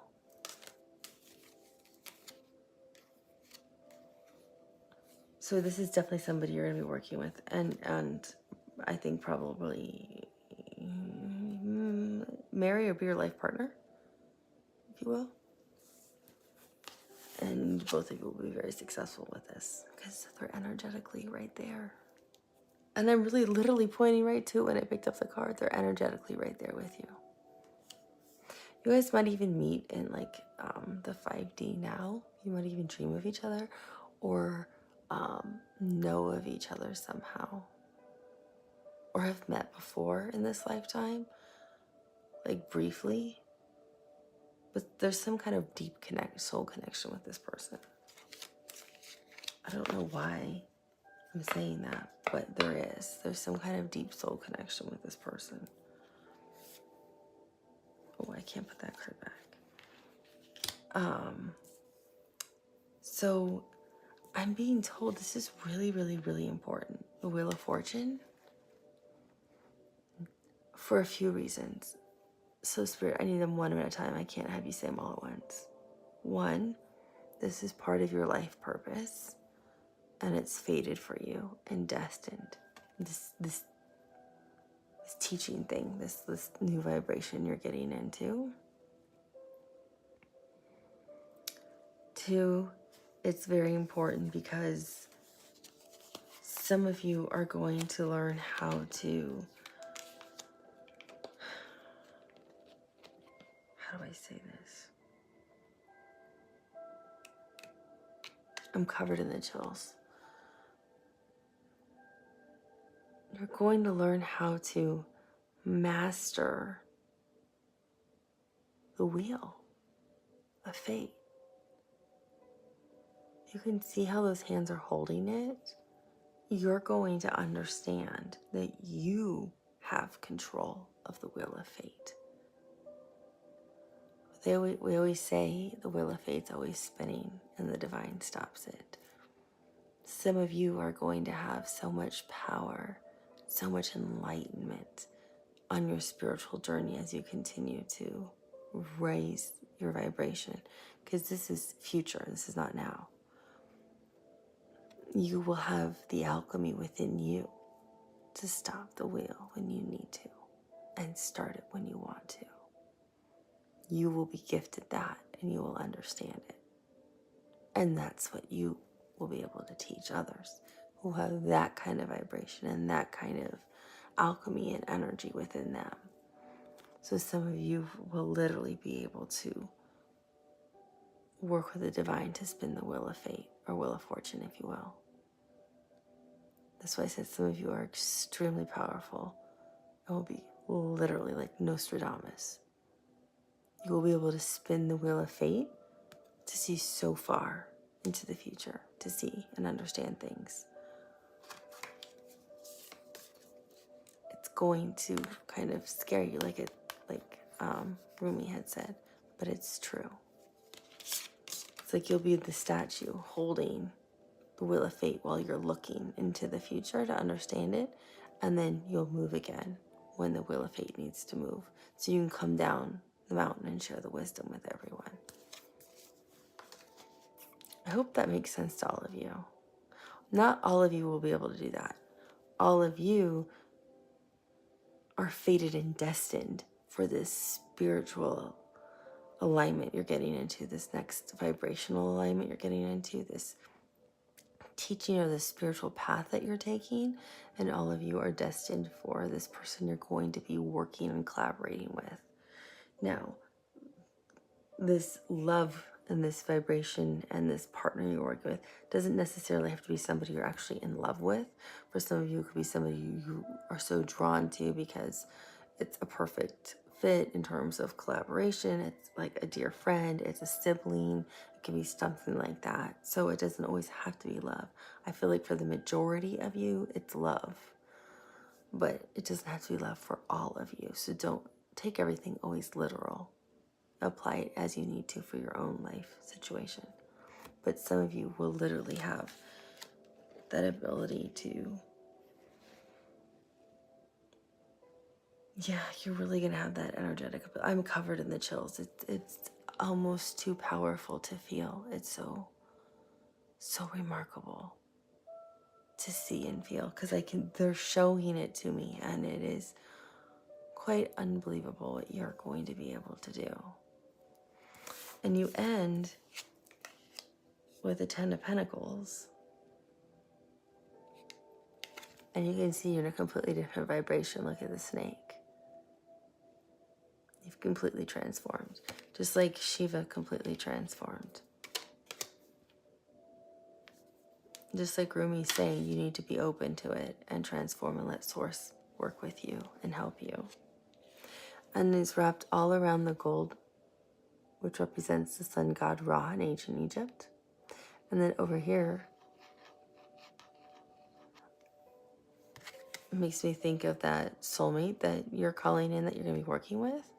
For some of you, for others of you, it makes me think of one of the cups that you're going to go fill. Because you're like, they need help over there. I'm off to do my job.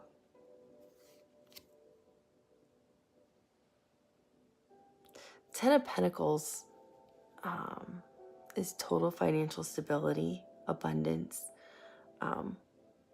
security. It also means stability and financial security and happiness and love within a family too. And you just have that financial stability as well. So you could already be with that person vibrationally who's the right match for you, that I was saying vibrationally you'll be in alignment with. Like I give that example of the corporate attorney who might be too low vibrational, who wouldn't understand this like spiritual thing that you want to go do and teach. And they'd say, but how are we going to pay for all these things? If you want to leave being the corporate attorney, then this person who's too low vibrational wouldn't understand how you could afford it all. And I said, you wouldn't have to worry. The money will always be there. The money's more than there. Can't get more money than the Ten of Pentacles. So whatever you're going to do, the money will flow. So you don't have to worry. The money will flow. If you're on the right path, don't force a path that's not your path. That will never work. That will work against you. So don't create a path that's not meant for you, because it doesn't work that way. It will stop you. Source will stop you when it's not your right path. When it's your right path, it flows and it works for you, and doors open for you, and money flows to you, and your gifts become stronger, and people want to help you, and you want to help others, and everything works the way it's supposed to.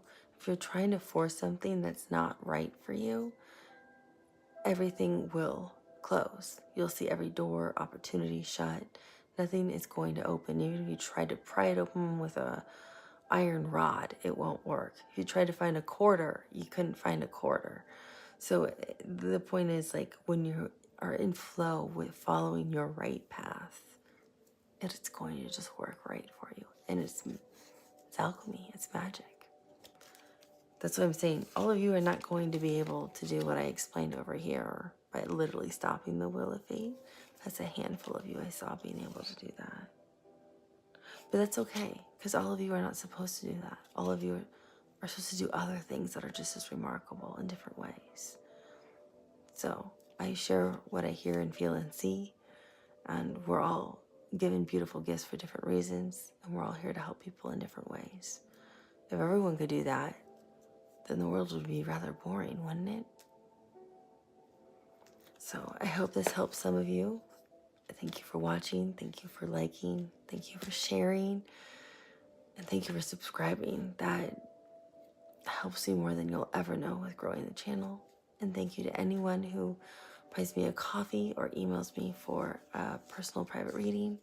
As you know, I have no set prices. You pay what you can afford. And thank you so much for just being a part of the channel. And email me if you don't want to post a comment and you have a personal private question. I answer everybody. I will talk to you soon. Bye. Hi everyone, welcome back to the channel. Thank you for liking and subscribing and for being here. Thank you to everyone who's bought me a coffee. I'm extremely grateful. And to anyone who is emailing me for a personal private reading, as you know, I genuinely enjoy doing those. And there's no time limit on the readings that I do that are personal and private. And there's no set price. You always pay what you can afford. So a really strange thing happened today. I came home, so I'm really meticulous about the tarot cards. I actually charge them with selenite and special crystals if I'm going to use a deck. Otherwise, they're always put away. And I came home, and this is really weird. This is really, really weird. There was only one card sitting out. It was the Ace of Pentacles from the Egyptian deck that I absolutely love. And I was just like, what is this?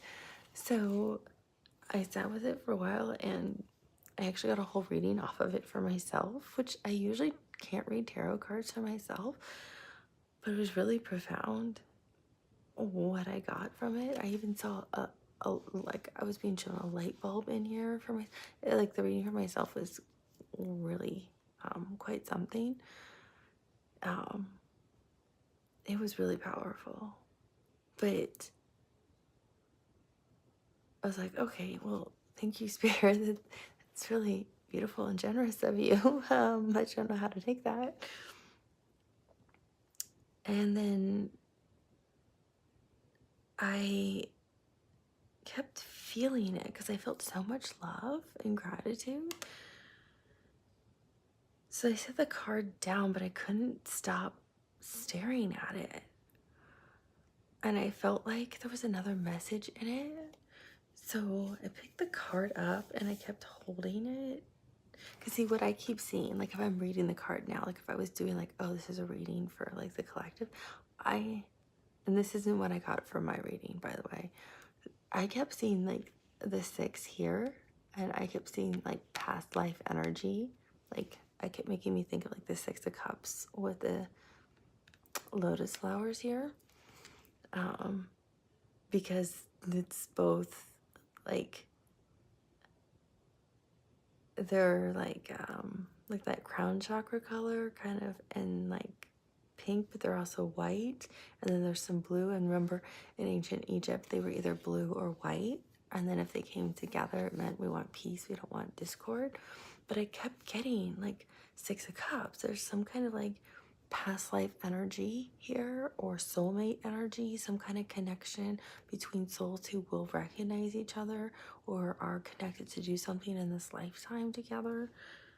It's how I'm feeling right now. So I kept getting there's some kind of past life energy or past life information, past life knowledge. But this all I kept, like I'm reading that now for all of you is what I was getting. And of course you can see the flower of life, which was actually what the ancient, it dates back as far as ancient Egypt, of course. And the flower of life is absolutely beautiful. And it also goes back as far as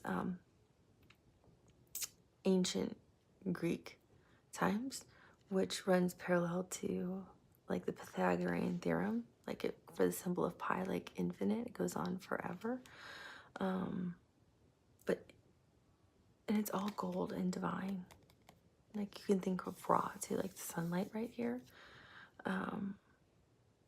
But I saw this like ripping away and showing you, like you need whatever from, if you don't believe in past lives, then you need whatever your soulmate connection is in this lifetime. But you see how it's peeling away, and this is like all the white light, and they're highlighting this so big here to obtain this critical knowledge that's in, and the flower of life is in so many faiths. Like, it's actually in Christianity, it's in Kabbalah, it's in Hinduism, it's in, I think, the Muslim faith, it's in Judaism. It transcends all faiths. So it's not like it's only ancient Egypt and the ancient Greeks used it as symbols. It was before words were used, right? So I was seeing it as like peeling back to say, you're going to need something either from a past life connection or past life knowledge, or somebody who's now in your lifetime that's from a past life, or some kind of soulmate energy that you're going to connect with in this lifetime to obtain this really key thing that's actually part of your soul contract. Because I feel like this was source energy right here. Like, if we were talking in ancient Egyptian times, like Ra, right, sun god, but this to obtain like what your part of your soul contract is, if you will, to be successful with it. You can see how it's glowing like behind it, right? So it's like really like something big. It's like a major part of your soul contract is what I was feeling. And I can get in further and further because I'm seeing so much more as I'm holding it. But as I thought, okay, well, there's something important here. So I was just like meditating over it and feeling love. I started feeling so much love from my heart. That's usually how like the Ascended Masters will connect with me, is I always protect my energy, but then the way they'll come in is if I let say you can come in when I start feeling this overwhelming love, more love than I can articulate in words. It's like this unconditional love, and I'm just surrounded with warmth and like this all-knowing kind of feeling, but it's all in my heart.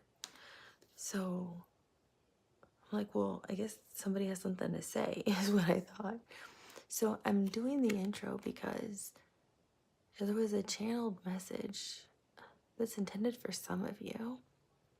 I was hearing this was really strong for people who have anything to do with any kind of an Aquarius placement. So I didn't know if I should make it for just Aquarius, but I don't feel it's just for an Aquarius. Like, it didn't matter if Aquarius was your south node, north node, any kind of Aquarius placement. And I thought everyone doesn't know their birth charts, so I felt like that was kind of limiting. So I feel like this is relevant for anybody. But Aquarius was what came out, was the first thing I heard. But I felt like it was too limiting because not everyone knows all about birth charts or what everything is in them. So I'm like, I'm not going to limit anybody. Which I'm sure they thought, oh yeah, okay, you know all. So what you're going to see is what the channeled message was related to this card. So that was what I was picking up on the card. But then I started getting like so much love, and like somebody really wanted to talk. So I'm like, okay, go for it. So that's what you're going to see. And I think it's going to resonate with some of you a lot, and some of you probably not at all. And that's okay too. Or you might just be like in the beginning stages of like, yeah, I feel like I'm going through some kind of transformation and I don't know what it is or how to articulate it. That's okay. This is going to be the end result of maybe what's going to be on the end of it then. So if you want to know what the end of it might be, then that's what this message is about. Because this is about people who've gone through kind of one of those, like, you know, the phoenix rising from the ashes, those major life transformations. That's what this is. So, and they tried to articulate like everybody has different things, and it's okay because everyone's just as important. Because we are. Everyone's important in life. We're all equal. We're all souls. We're all connected. We all come from the same place. And all we are is love. So they tried to explain that and tried to explain what different paths people might be on. For me, it's a lot because I'm learning, or this is new for me with them. I'm used to spirit kind of coming in and talking a little bit, but it's new for me to kind of hold them and feel them channeling through me. So I phoned a friend for some help.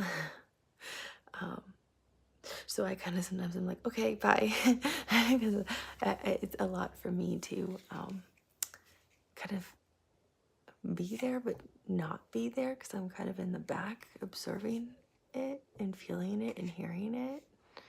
So it's unique for me. So I'm being very open with all of you as you're noticing this is something new for me that I'm experiencing, which they're talking about. This is a new experience a lot of people are probably having. This is new for me, having this experience.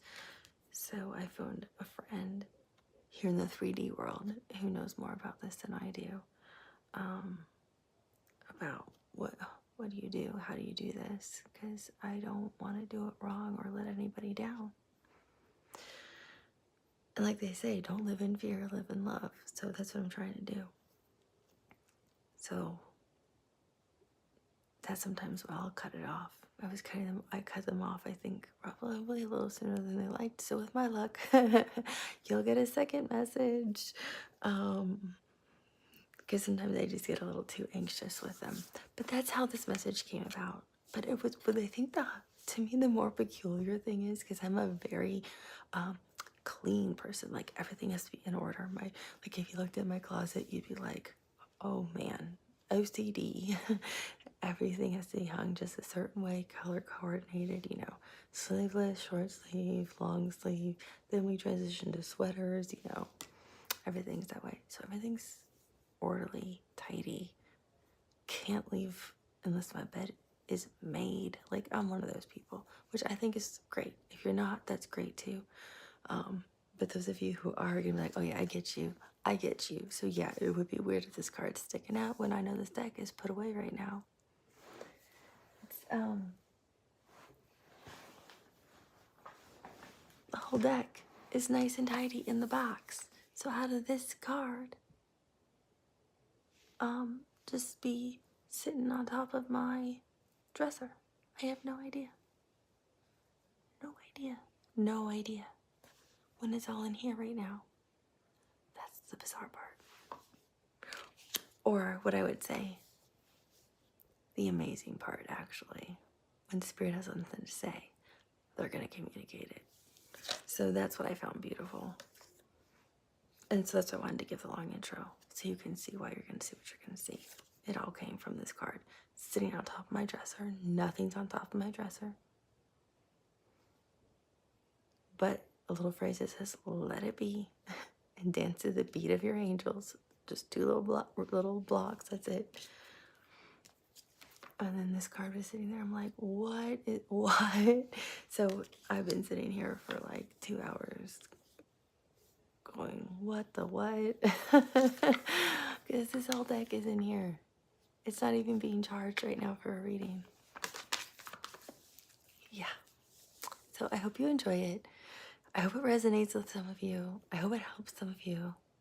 And if you guys like the channel readings, let me know, because it seems like a lot more want to come through. I had one yesterday who wanted to come through, and I was like, no, I just can't do it. I just can't. So if you guys really enjoy them, just say, we like it, we don't. If you want, you can email me privately. If you don't want to leave comments, that's okay too. I completely understand. I guess just giving me a thumbs up on this reading actually will let me know if you like the channel readings. And I wish you a beautiful day, and I'll talk to you soon. Bye. Many of you can see clearly now. You can see beyond this realm. You are going through a major transformation. Your gifts are awakening within you, or they already have. The veil has been pierced, and you can finally see and understand.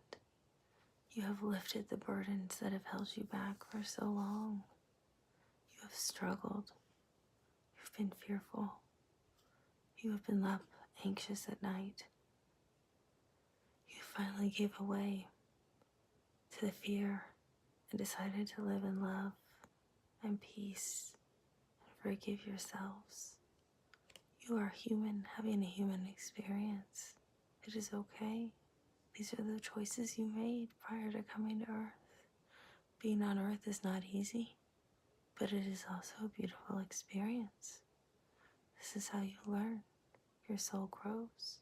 You bring the knowledge back to us. It is wonderful. This is how everybody expands. Many of you are now, how do I say, piercing everything. You see through people. You see their journeys. You see their auras. You see their colors. You see spirits. You see things to come. You feel things to come. You hear things. You understand sacred geometry and you don't know why. You see the symbols and things. You understand how the universe is now talking to you. You understand signs and synchronicities when you did not before. All of this now makes sense to you, when before you would listen to it and thought, oh, that is beautiful, this is nice, but I don't have these experiences. The veil has been lifted for you because you have now become more enlightened.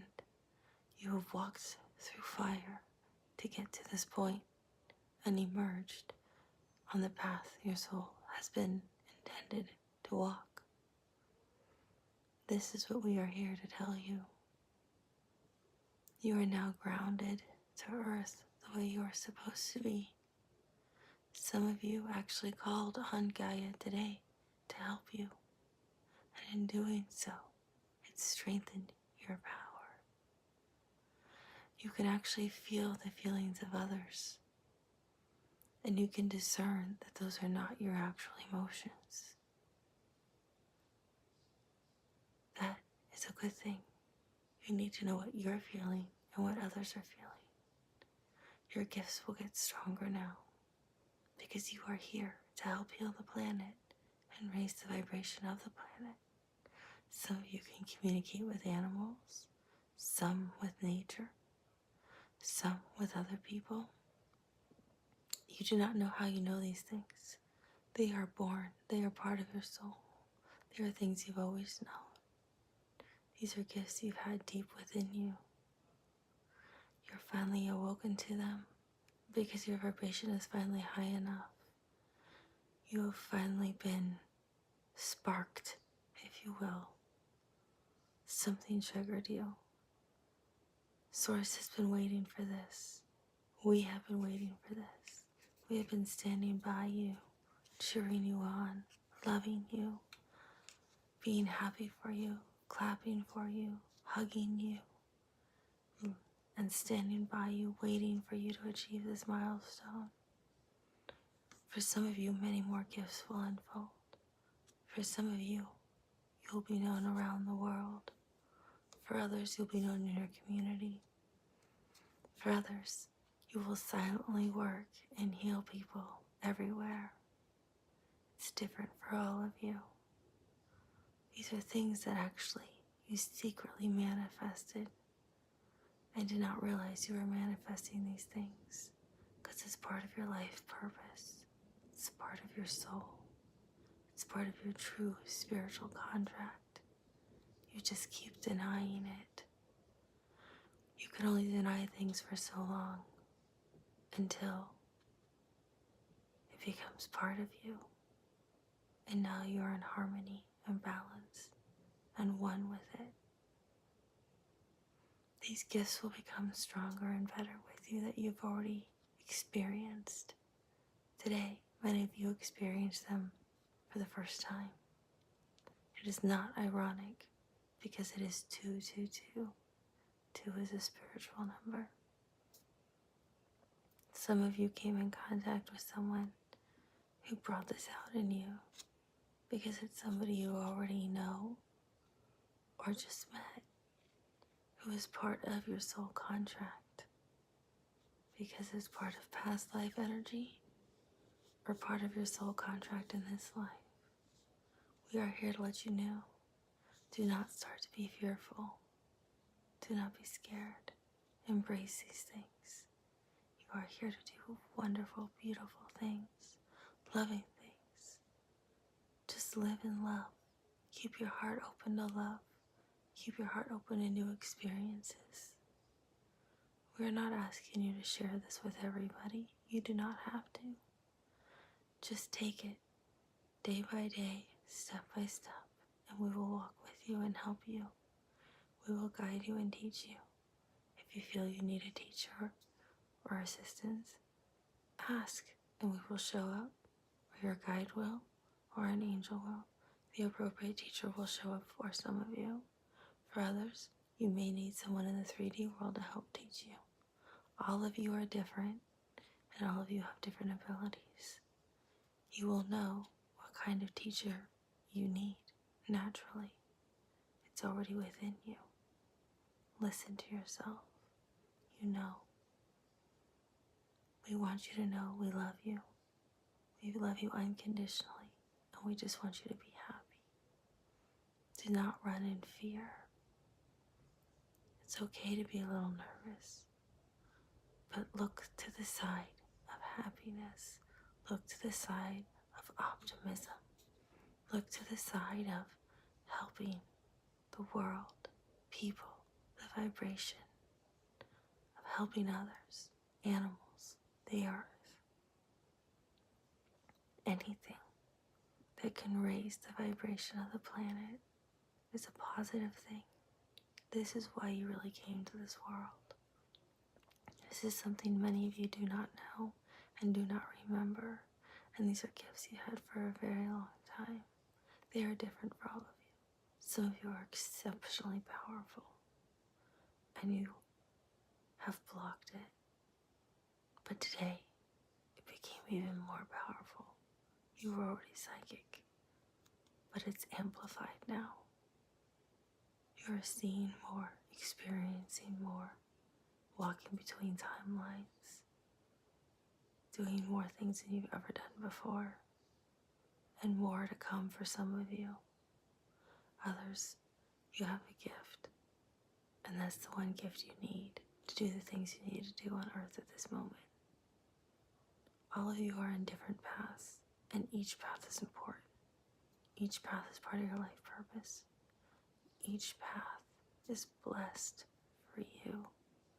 Each path helps humanity, and that's what matters, because it's all from love, and love is the only vibration. Just know we love you unconditionally, and we are here to help anytime. Just ask. The right resource will show up for you. It will be different for all of you, but you will know when it shows up. We are always here. We are always with you. We never leave you, because we all love you.